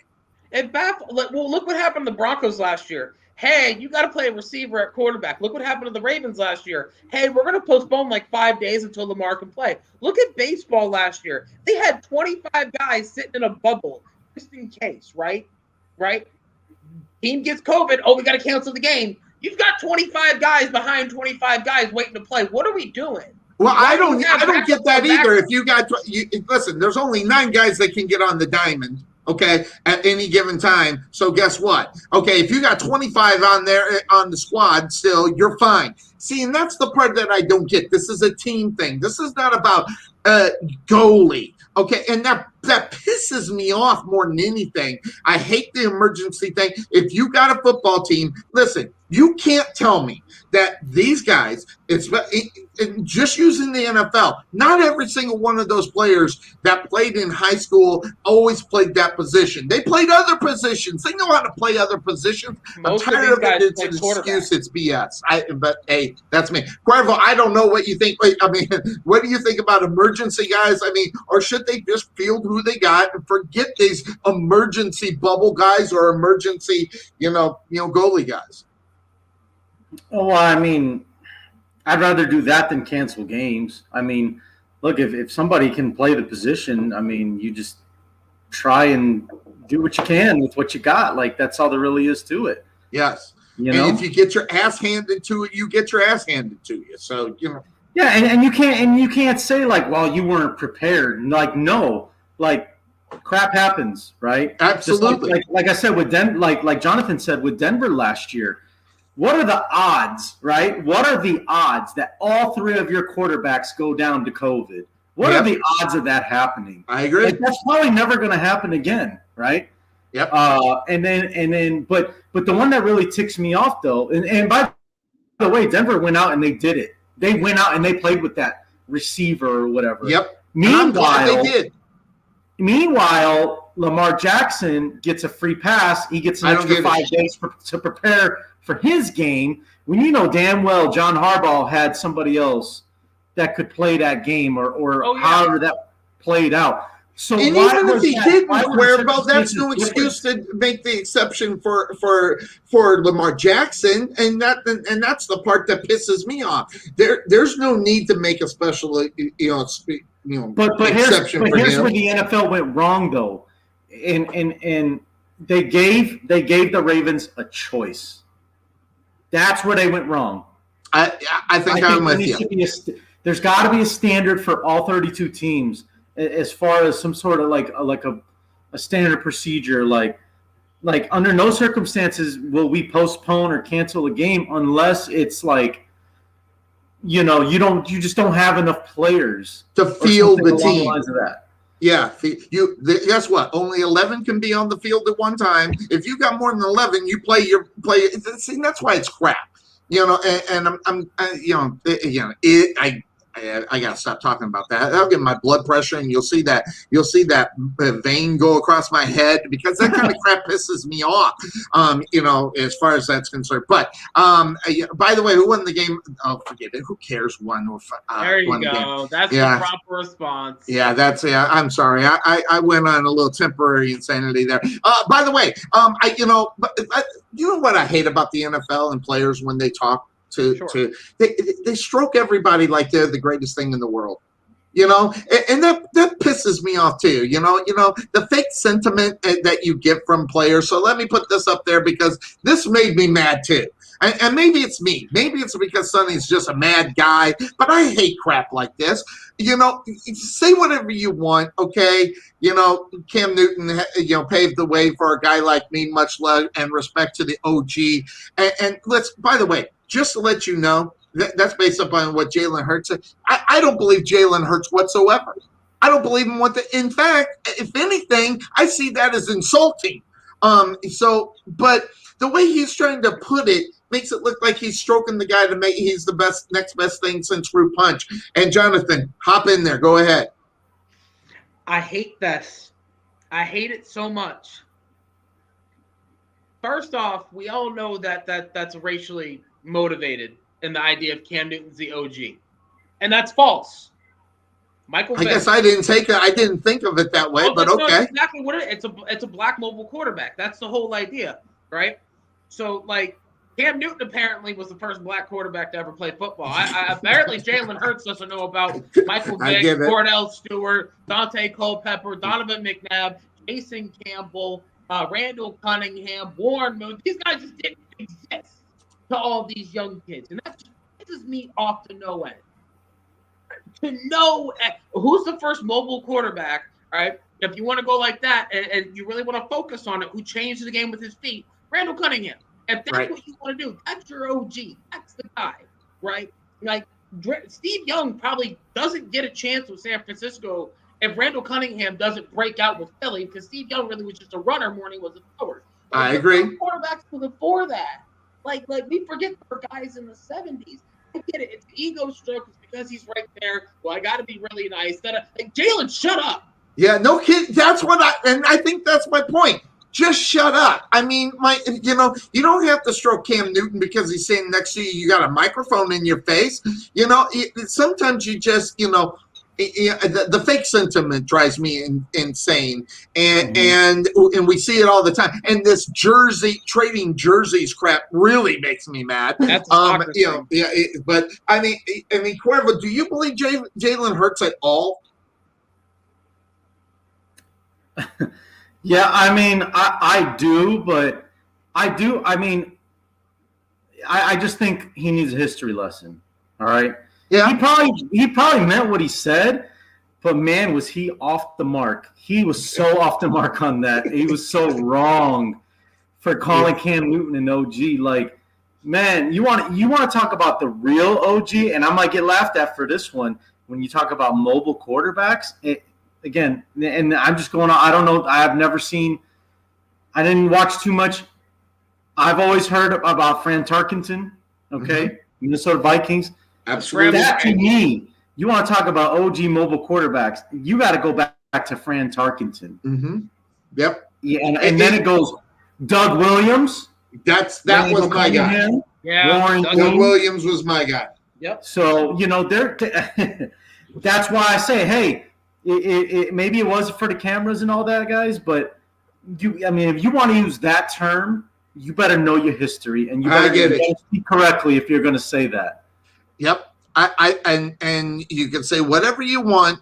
When guys start talking and they don't, I guess they get caught off guard, or they're just not fully thinking at all, and that kind of thing. And that's what this in the was. moment. Yeah, it is in the moment, and they get caught up, and then they'll say something because when he makes a statement like that, it just comes to mind. You say such a thing? That is insanity. So just not knowing what's going on, it just comes. This is total BS. I hate it. So, yeah, the fake sentiment, and seeing if they took that out of it, because I'm going to I'll just go out. I don't know Jalen Hurts. I never talked to him. Jalen Hurts thinks he's a better quarterback than Cam Newton.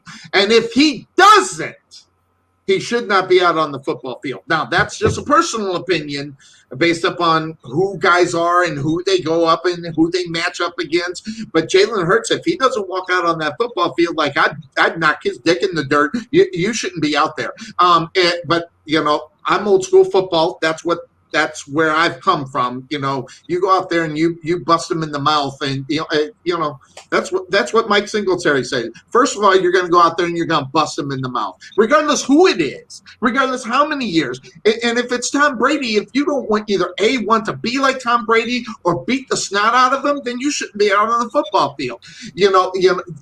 Everybody wanted to be like Mike. Why did they want to be like Mike? Because he was the best, and guys that played against him wanted to beat him. And when you take that passion out of the game, then you're not worth the shit out on the football field. Yeah, I said it. You should always believe you're the best. You should always if you want to be a professional athlete, you should always believe you're the best at your position. Because if you don't believe that, then you're gonna suck.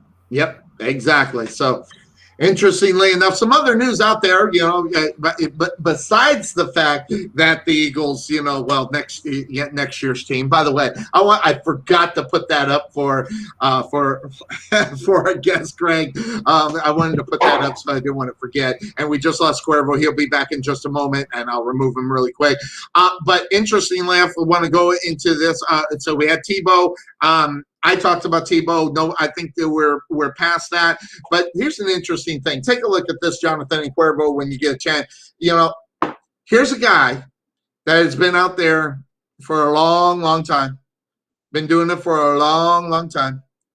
And I guess I just have to ask, Johnathan, listen, you're not going to find the guy that's got more love for Larry Fitzgerald. Hall of Famer, and if you don't think he's a Hall of Famer, you just don't know football and you're just stupid. Yeah, I just said it. You're not ignorant. You're just stupid.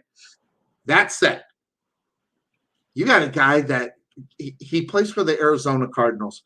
And that statement that he said, forget it. You just come. I think everybody just missed this. It went over their heads. It's not the fact that look what he said. I just don't have the urge to play right now. Because the only team that's going to pick him up is the Arizona Cardinals, and you don't want to be on that football team. Because, listen, no offense against Fitzgerald. He's a badass Hall of Famer, first ballot, and if he's not, it's crazy. No one wants him right now. You got too many young people that can do exactly what he can do, if not more, or at least the perceived notion they can. Let's just say it that way, because Hall of Famers are Hall of Famers, and guys that are good like him are good. But listen, the guy's lost a step. He's older and everything else. No other football team's picking him up. If that guy had offers hand over fist, Johnathan, I think we're talking about Larry Fitzgerald being in there. But the only team that's going to give him a contract now is the Cardinals. That man does not want to play for this team anymore because why? They can't get over the hump. I think that's what we're not hearing from Larry Fitzgerald.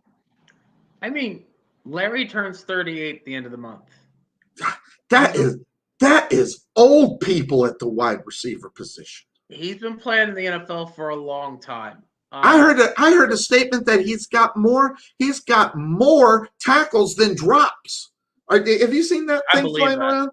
It's true. I mean, well, okay. I think if the NFL comes out and says that they know what the hell they're talking about, so I'll listen to what the NFL says, and that came off of their NFL board.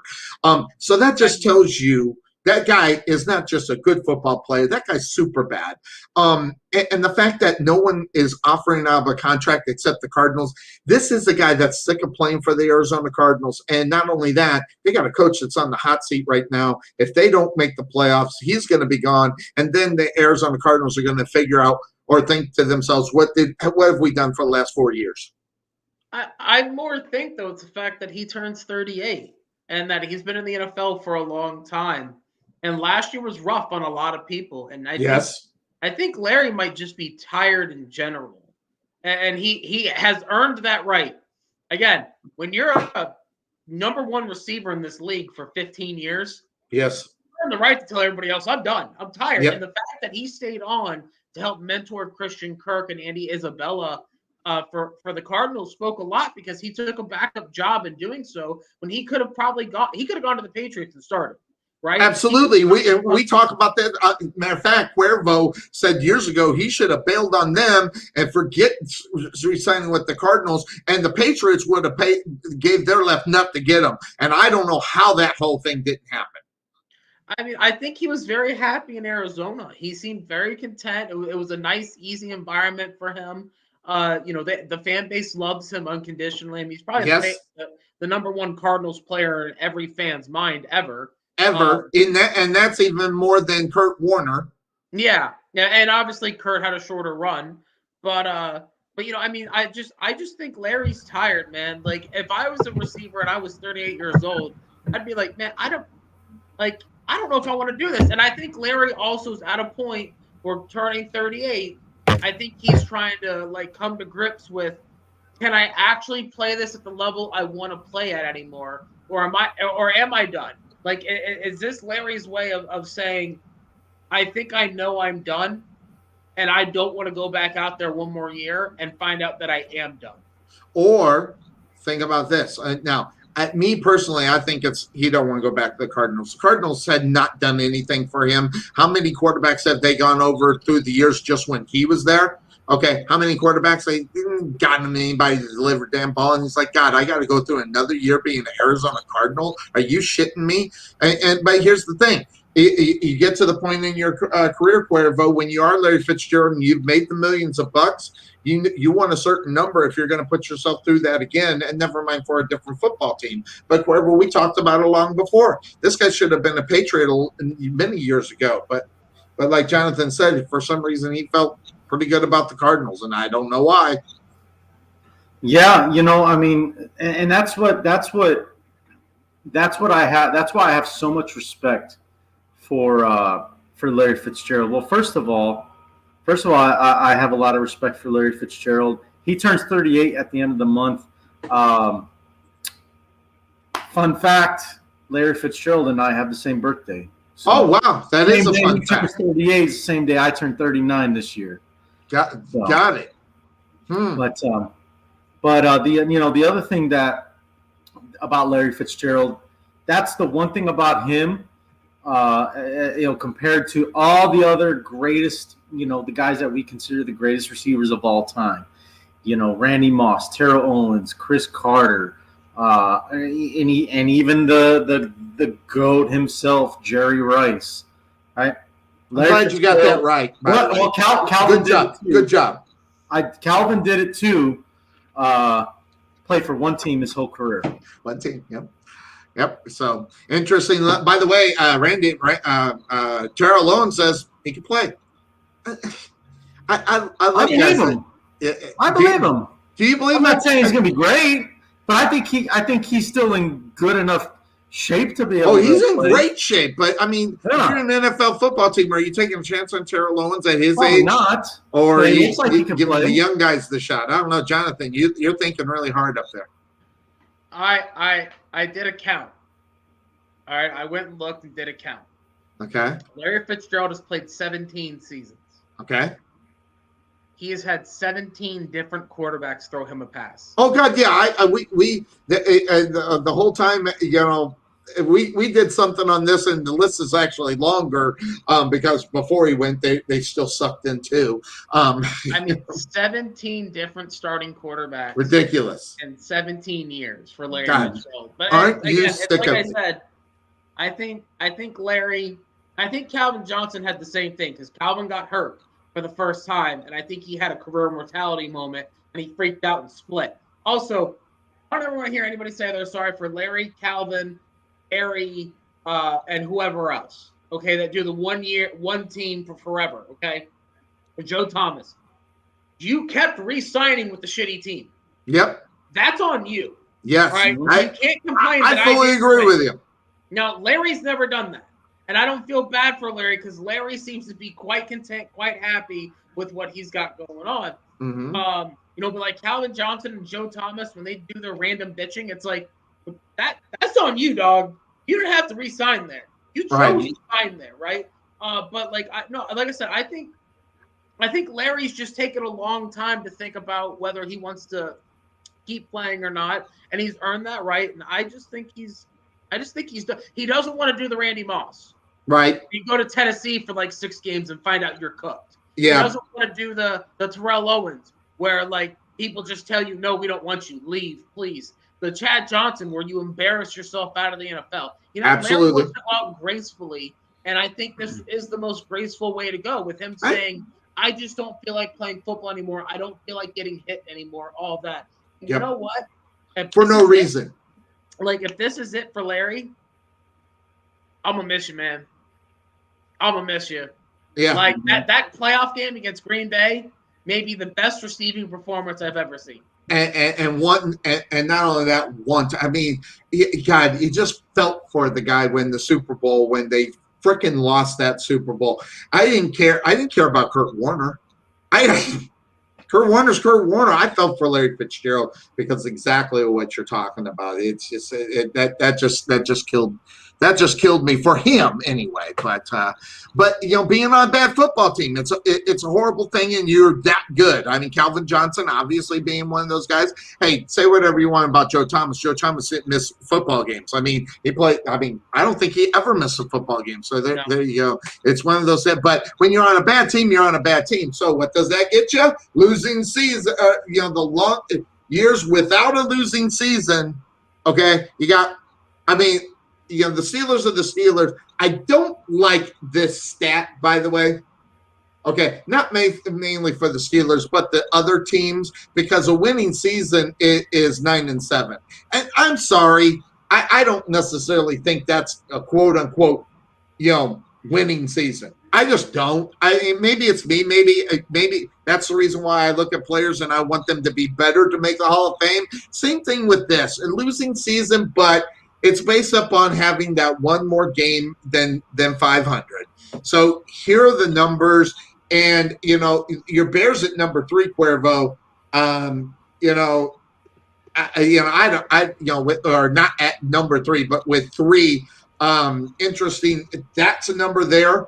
I think we're talking only 5. That's a 2, 4, 6, 7 better than that. I mean, wow. I mean, does that surprise you, Cuervo, at all? I mean, seeing where the Bears are on that as far as the losing season is concerned. Well, I just like how they have a decent sized logo on this picture here. Yeah. You know where I found it. It ain't the Steelers, but it's you can clearly see right there in the middle that beautiful orange C right there. Yeah.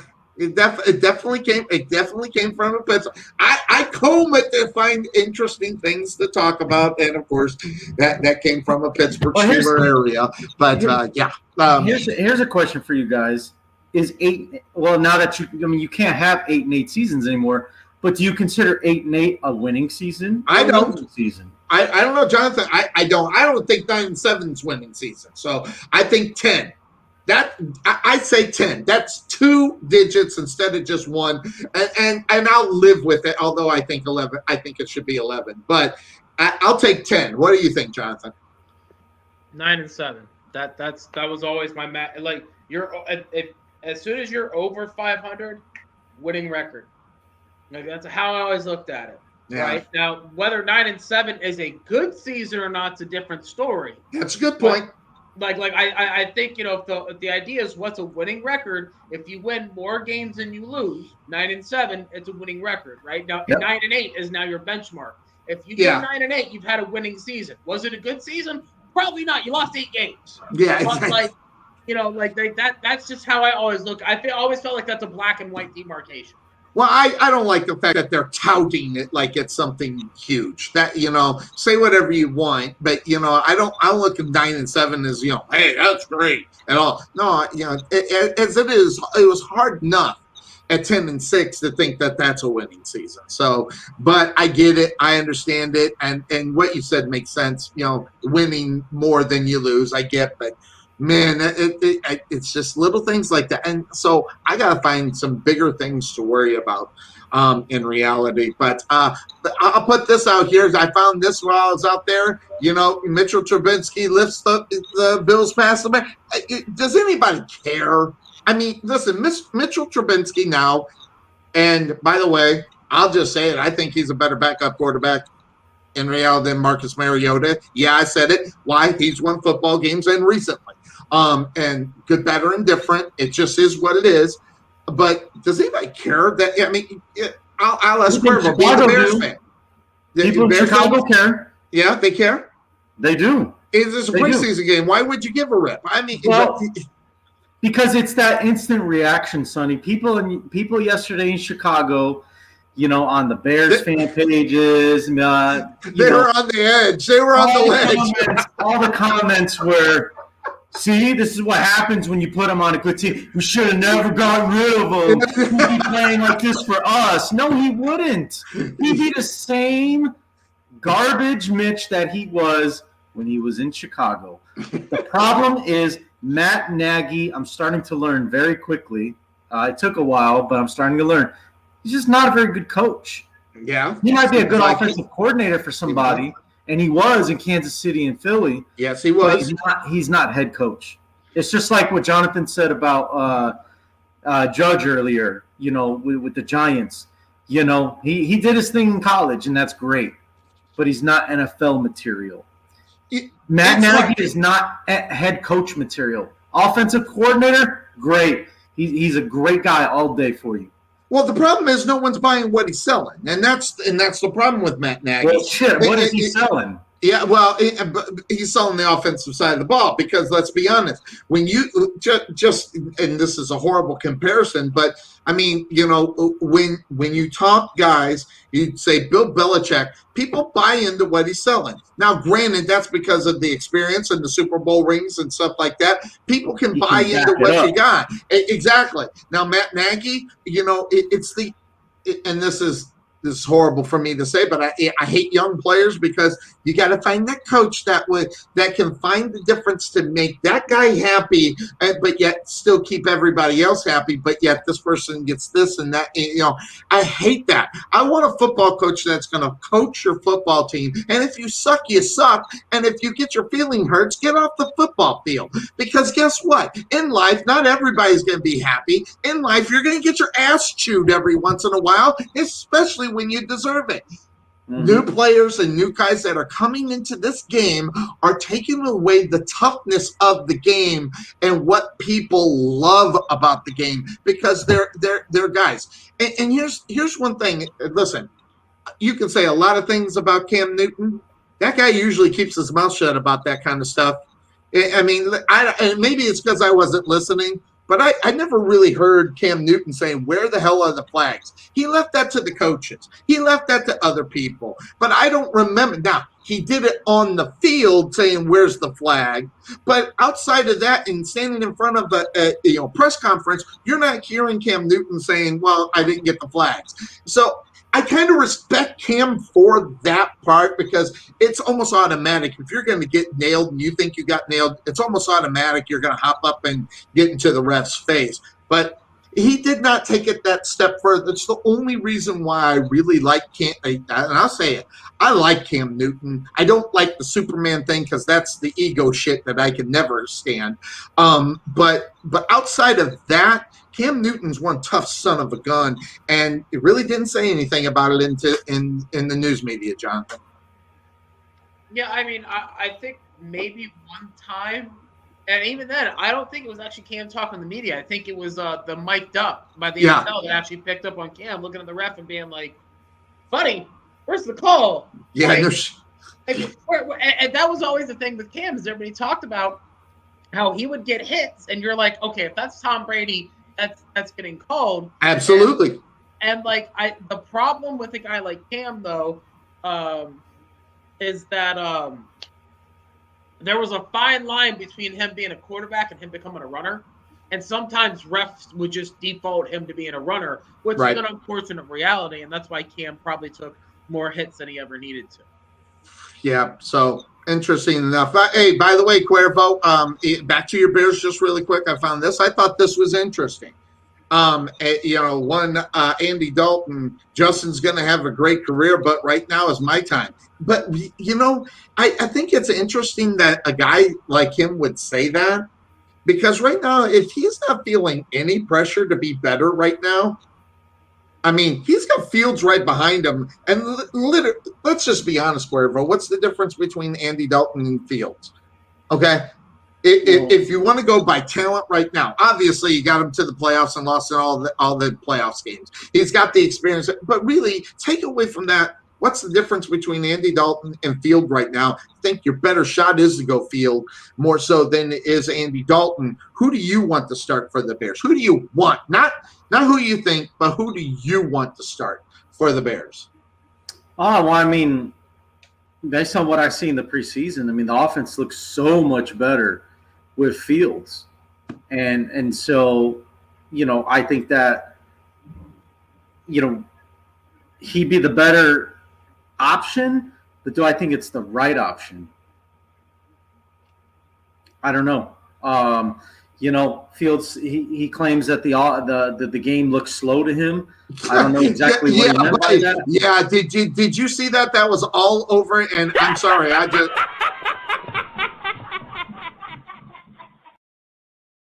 and people defending that. You ought to just shut up. You don't know you don't know the game. It's like, really? Yeah, I mean, I think for the sake of the Bears long term, Andy Dalton needs to get some better chemistry, continuity with the first team offense. Because I just don't know that it's going to be that, because we see teams make the mistake all the time where they panic and they rush that rookie quarterback in, and it just becomes a disaster. Mm-hmm. And that's what I do. And if he's going to take hits like he took yesterday, then what? Then we're going to be like, well, here comes Nick Foles now, right? Yeah. So, and then maybe we need to hold on to him. Thinking about that now, but again, I think that the right decision, and I think a part of the reason that Andy Dalton said what he said, right now it's my time, because let's be real. Let's keep it real, like Chris Rock. Mm-hmm. That's what he was told. Signing with Chicago, this is going to be your team. You're going to be the starter. Now, just because we've seen what we have with the preseason, don't back out now, Matt Nagy, and hit that panic button and say, we're going to start Fields. You gotta. Andy Dalton is been in this league long enough to say, I better get my head out of my ass, or else I'm going to lose my job very quick. I know I was promised A, B, and C, but what does the NFL stand for, guys? It's not for long. Absolutely. And so that's what it's going to come down to. You got to give Andy Dalton that opportunity. All right. If you bench him before week 1 even starts, that's a bad message you're sending if you're Matt Nagy. So I think the right thing to do, no matter how bad it looks in the preseason with Andy Dalton, you play him week 1. All right. And you let him get to work. And yeah, I mean, you have to give him that opportunity, right? You have to get, and if he falls on his face, then as the head coach and Matt Nagy, nobody can say you didn't give him a chance, because you did. You gave him week 1, week 2, however long, the situation is. And dude, buddy, it just, is it for the betterment for the team, though, Cuervo? And the reason why I'm going to ask this is because there was one guy that went out on the limb and their starting quarterback got hurt, and they went with the guy. Huh? Yeah. And then and when he was ready to go, where they always say you don't lose your starting job if you're the starting quarterback. Well, guess what? They turned that completely around. And I'm talking about, of course, Jim Harbaugh, who just, it went with his gut and kept him in, and those moves are history-making moves. And what do the Bears need right there? They need something. And I say this, I'm going to tell you right now, Cuervo, the difference between Andy Dalton right now, you saw him in Dallas behind supposedly the best offensive line in the league, okay, depending on what you think about paper, and the guy wasn't worth a nickel. And listen, the guy was on the last legs of his quarterback career anyway. The difference between Justin Field and Andy Dalton is that simple fact of the matter is neither one of them are going to get you to a playoff spot, never mind the Super Bowl. You might as well start let them get the education of hard knocks and get ready for next year, because the fact that they don't or won't or take too much time to say, maybe we should keep Andy Dalton, I think is a mistake for the Bears moving forward. Go ahead, Johnathan. I think it depends on your team. If you're a bad team, I think you're better off rolling the veteran out there. Like contextually, based off of this past draft, 5 different teams drafted quarterback in the first round, right? Right. Jacksonville has to go with Trevor Lawrence because of the owner. I don't think that's the right decision. Honestly, if I was Jacksonville, I would start Gardner Minshew and let Gardner Minshew get his head kicked in. I agree. At the beginning of the year. 100%. And I hate, and everybody knows I hate Gardner Minshew, but Yeah. I agree with you 100%. The Jets. That's not a very good football team. I would start Joe Flacco. Is it Joe Flacco? My bad. He's in Philly now. He's in Philly. I would start whoever the backup is for the Jets instead of Zach Wilson, just because Zach Wilson's going to get his. He's going to get what the heck is it? Red bearded guy. He's a redheaded guy. I can't think of his. I'll get back to you, but I know who it is. Morgan. His name is Morgan. I think James Morgan. What? Oh, the quarterback from FIU. Yeah, redheaded kid. Okay, yeah, he's really green too. Wow. I can tell by the sound of your voice. That's a damned if you do, damned if you don't situation. Okay. Oh. You know what? Throw the 4th round pick out there. Like, if somebody's going to die, let it be him, right? You look at the 49ers. And I think we all agree that's a very talented team who, if their roster just didn't get decimated by injuries last year, probably wouldn't make the playoffs. I would start Trey Lance. Wouldn't really? Over Throw him out Jimmy? there. Yeah, I would start Trey Lance right away. You drafted Trey Lance number 3. You have a team. You have a playoff team built around him. So it's like if he goes out there and he fails, it's because he's bad. But if he goes out there and succeeds, you know it was the right move. Like that's kind of. I don't think you can say that though, because look at Troy Aikman, look at your boy Peyton Manning. There, they all got their asses handed to them. But that don't mean they're bad. He's bad. But those Cowboy teams when Troy Aikman started were bad. Well, absolutely.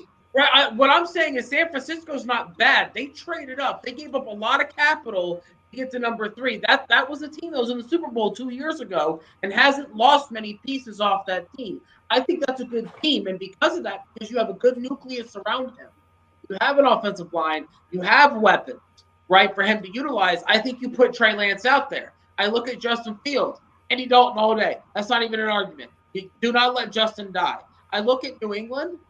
And to be honest with you, if I was Bill Belichick, Mac Jones, go ahead, bud. Go ahead. I know your receivers suck. I get that. I'm giving you 2 of the top, let's say, 20 tight ends in the league. I'm giving you a bunch of running backs. We're going to run a very simplistic play-action offense. I'm not going to put you in a position to get smoked because I think those nucleuses are better. And when you have the nucleus, when you have an offensive line first and foremost, and then you have something at the skill positions, I think these guys have a better chance of succeeding. Whereas you look at the Jaguars and the Jets and the Bears, where you're like, ooh, those offensive lines are a problem. I don't want to turn them into David Carr. $25 million though is the reason. The $25 million is the reason why you start Jimmy Garoppolo. All right, and it's not guaranteed. You could just cut him. Well, no. That $25 million he's getting this year. No, I get that, but it's not. If they cut Jimmy Garoppolo today, he gets nothing. It's a non-guaranteed contract. Yeah, but wait a second, though. They're not going to cut Jimmy G. No, I'm aware of that. Okay, but just because you're paying somebody doesn't mean you have to play them. You have to start him. I think in this case, especially with what he did, he brought him to the Super Bowl not more than a few years back. You got to start Jimmy Garoppolo. No, you don't. You drafted Trey Lance number 3 overall. Trey Lance doesn't listen. Trey Lance, and I'm just going to say it. Trey Lance cannot lick the sweat off of Jimmy Garoppolo's jock. I'm sorry, he can't. He's a freaking rookie. And guess what? You're paying a guy $25 million to get you to the freaking playoffs, okay? And if they start Trey Lance, they should fire the coach and fire the general manager, because you're not pissing away $25 million just to start a rookie to see what he can do. You got Jimmy G in there to get you there, and the best shot that the 49ers have to get to the playoffs is Jimmy G. It is not the Rook. It's not. If they thought Jimmy G was that good, they wouldn't have drafted Trey Lance number 3. Oh, don't give me that garbage. They wouldn't have drafted Jordan Love. Come on, let's come on. Let's slow down here. If you do not think that Jimmy Garoppolo is a franchise quarterback, you don't use the number 3 pick in the draft, which, by the way, was attached to multiple other future first-round picks. Draft Trey Lance. They think Trey Lance is better than Jimmy Garoppolo. With that thought and that philosophy, why did the Green Bay Packers go ahead and bring up Jordan Love when they got their franchise quarterback? Because they're stupid. Because they're dirty. And they don't get a pass on this. They're idiots. They drafted a bum-ass quarterback because they looked at Aaron Rodgers and said, oh, wait. We've done this whole 35-year-old quarterback thing very recently. We should have a backup plan ahead of time. What everybody forgets is that Aaron Rodgers, the year before, they drafted a guy in the 2nd round named Brian Braum, who was supposed to be the next franchise quarterback. The Packers had been stacking high picks on quarterbacks back then, waiting for Favre. Yeah, but wait, Johnathan. First round draft pick. Listen.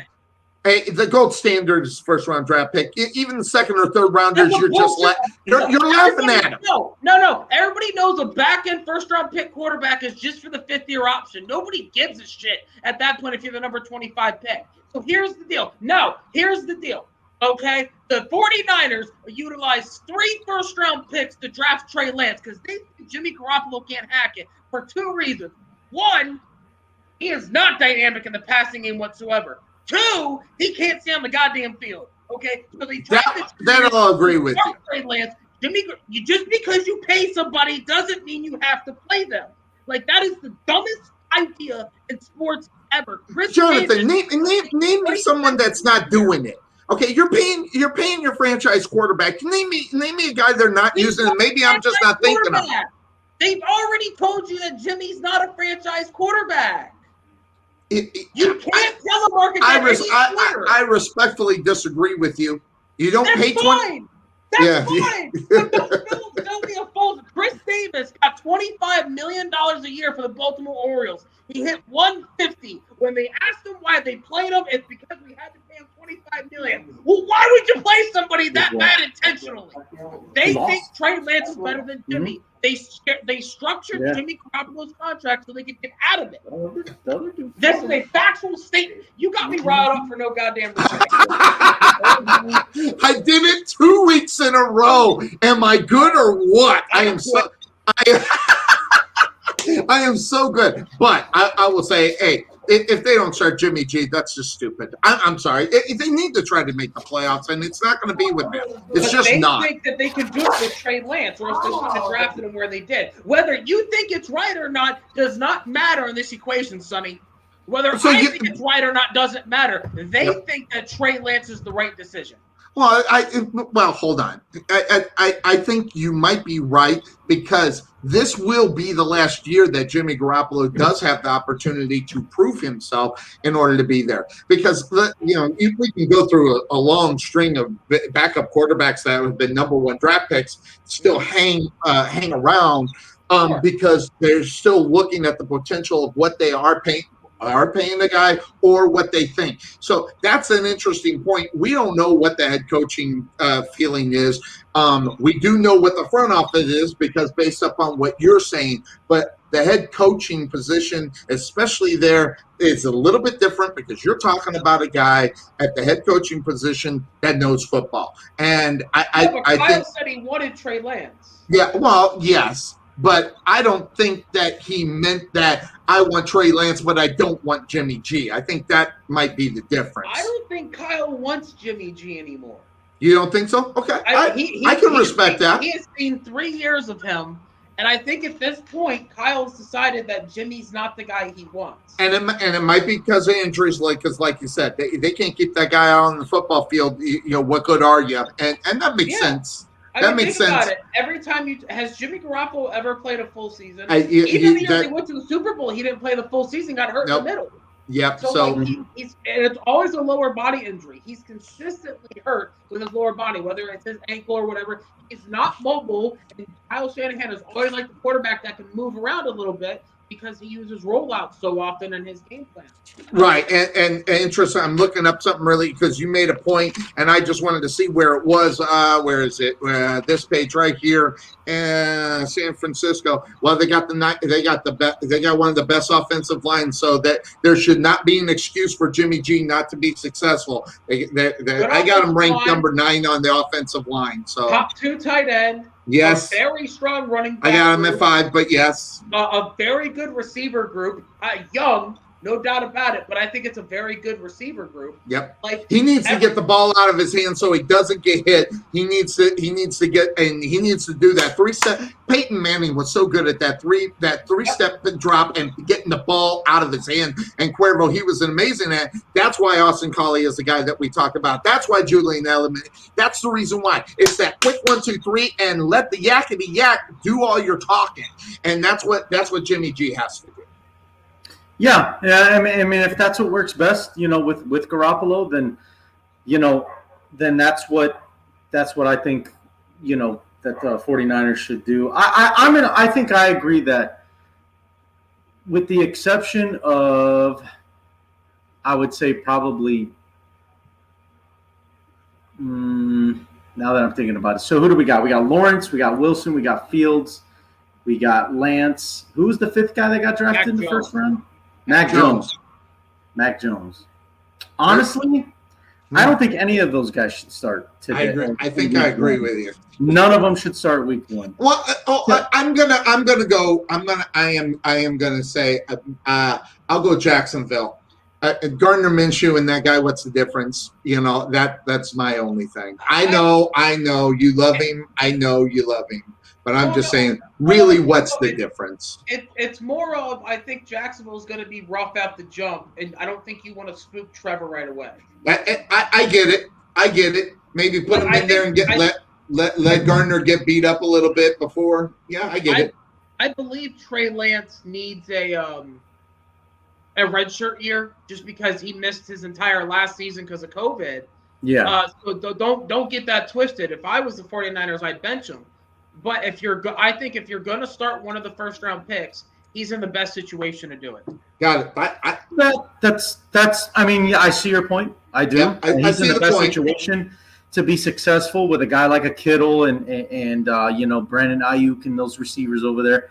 Yeah. Here's my thing. Give me 45 seconds. I'll be right back. All right, 45 seconds. So we'll get him back. Go ahead, Cuervo. Yeah, so here's my thing about rookie quarterbacks, Sonny. I know why. I know you hate them for whatever reason. They suck. Every single one of them suck. Yeah, well, of course they suck. They're rookies. Yes. But no, here's my thing. And I don't think this gets talked about enough, Sonny. So these guys are first-round draft picks, right? Because of what they showed in college and their potential. Keyword here, potential. Potential, great word. To be good at the next level. Now, with that being said, being the name of the show, being good in college and showing the potential does not necessarily mean that you should have that opportunity to jump right in over a guy that has proven himself in the league. So my point is, my personal belief, even as great of a rookie quarterback as you may be, you got to earn that opportunity. You got to earn that title of starting quarterback. No guy, I don't care how talented, even if it was, even Andrew Luck should have sat. Yeah, I know. Crazy, right?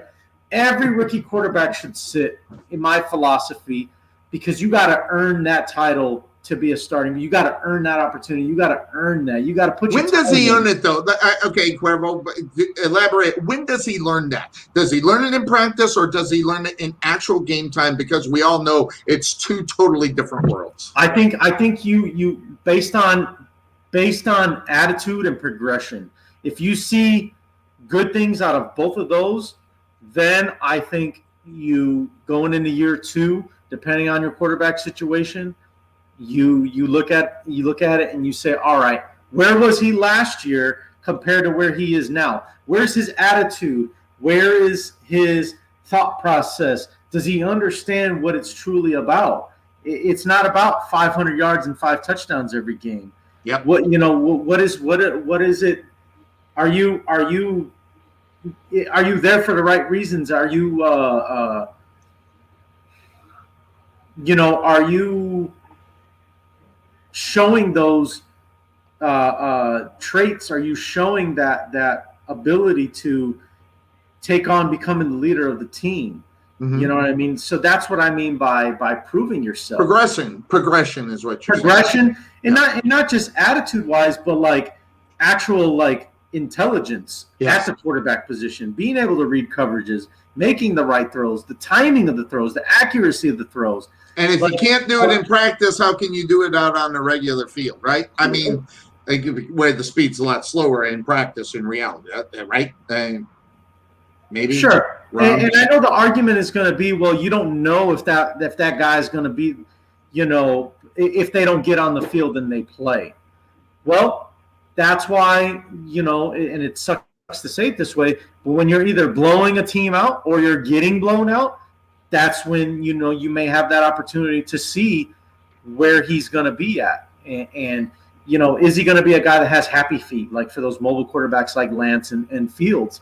And, or does he get it? And I think of a guy like Russell Wilson, where he progressed so fast and he showed that leadership attitude that he still shows now. I mean, he progressed so quickly, and that's why Pete Carroll was like, you know what? This is the dude. Yes. And you saw how fast Seattle got good. Yep. They flipped the switch. You're right. Yeah, and it wasn't just him. I know it was the Legion of Boom, because that's their name, Sonny. The Legion of Boom, right? With Cam Chancellor and those guys. The defense was a big reason. But offensively, they did enough. I can't think of what the word right now, but they didn't suck. They weren't great, but they didn't suck. So I think that's what I look for, with rookie quarterbacks, and that's my take on it is, no rookie should ever just leapfrog a veteran.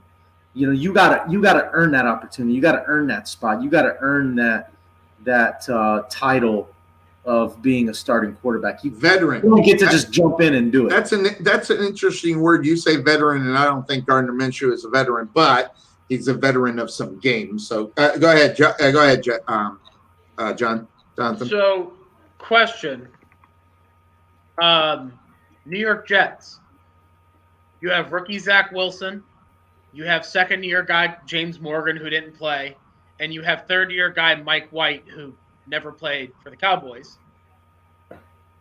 That's pathetic. Like, how do you handle that? Because now you've got 3 guys who've got nothing going on, no consistency. I'm not saying you hand Zach Wilson the job, but let's be honest. Like, I get what you're saying there, because if they were worth the shit, they would be there'd be no question on who should be starting. I get what you're saying there. And I think in that situation, you don't have a veteran. You don't have like an Andy Dalton there, or when they had Joe Flacco there last year. So, there's exceptions to what I'm saying. And with the Jets, I think that's an exception, because How about Gardner Minshew? He should start. Okay. He should start over Trevor I would let Lawrence. him get his head kicked in. I would. I think Trevor's going to get beat on really fast. I think you might be right. I think you might be right, because everybody, first of all, as soon as Trevor hits the field, those defensive players, they know who he is. He's the number 1 draft pick, and those guys will be foaming at the mouth to rip his head off. I get it. Listen, it's not very often that I'll do it, but I guess what? Maybe I'm wrong. So, yeah. I love that.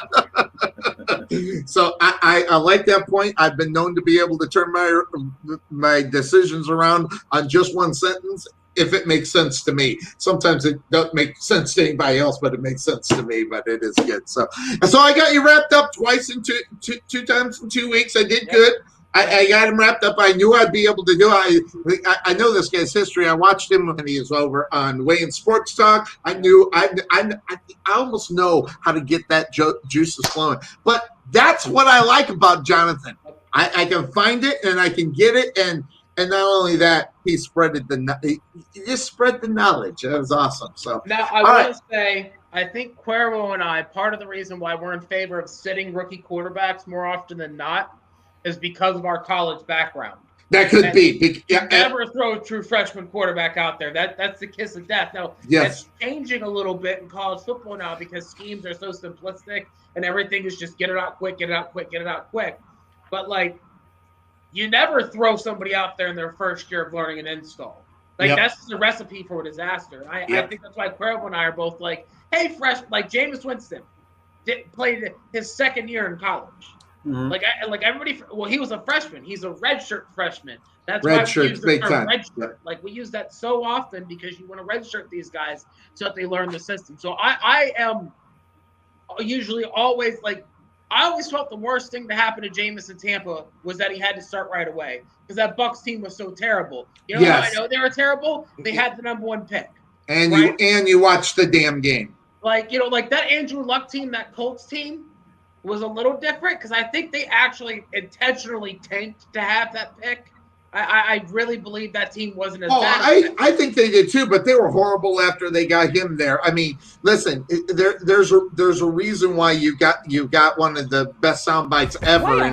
Don't talk about playoffs. You kidding me? Playoffs? I just hope we can win a game. And that's based upon Peyton Manning, by the way. So, yeah. And that was back when Peyton struggled because they threw him in there right away and said, go get beat on. And you're like, oh, why?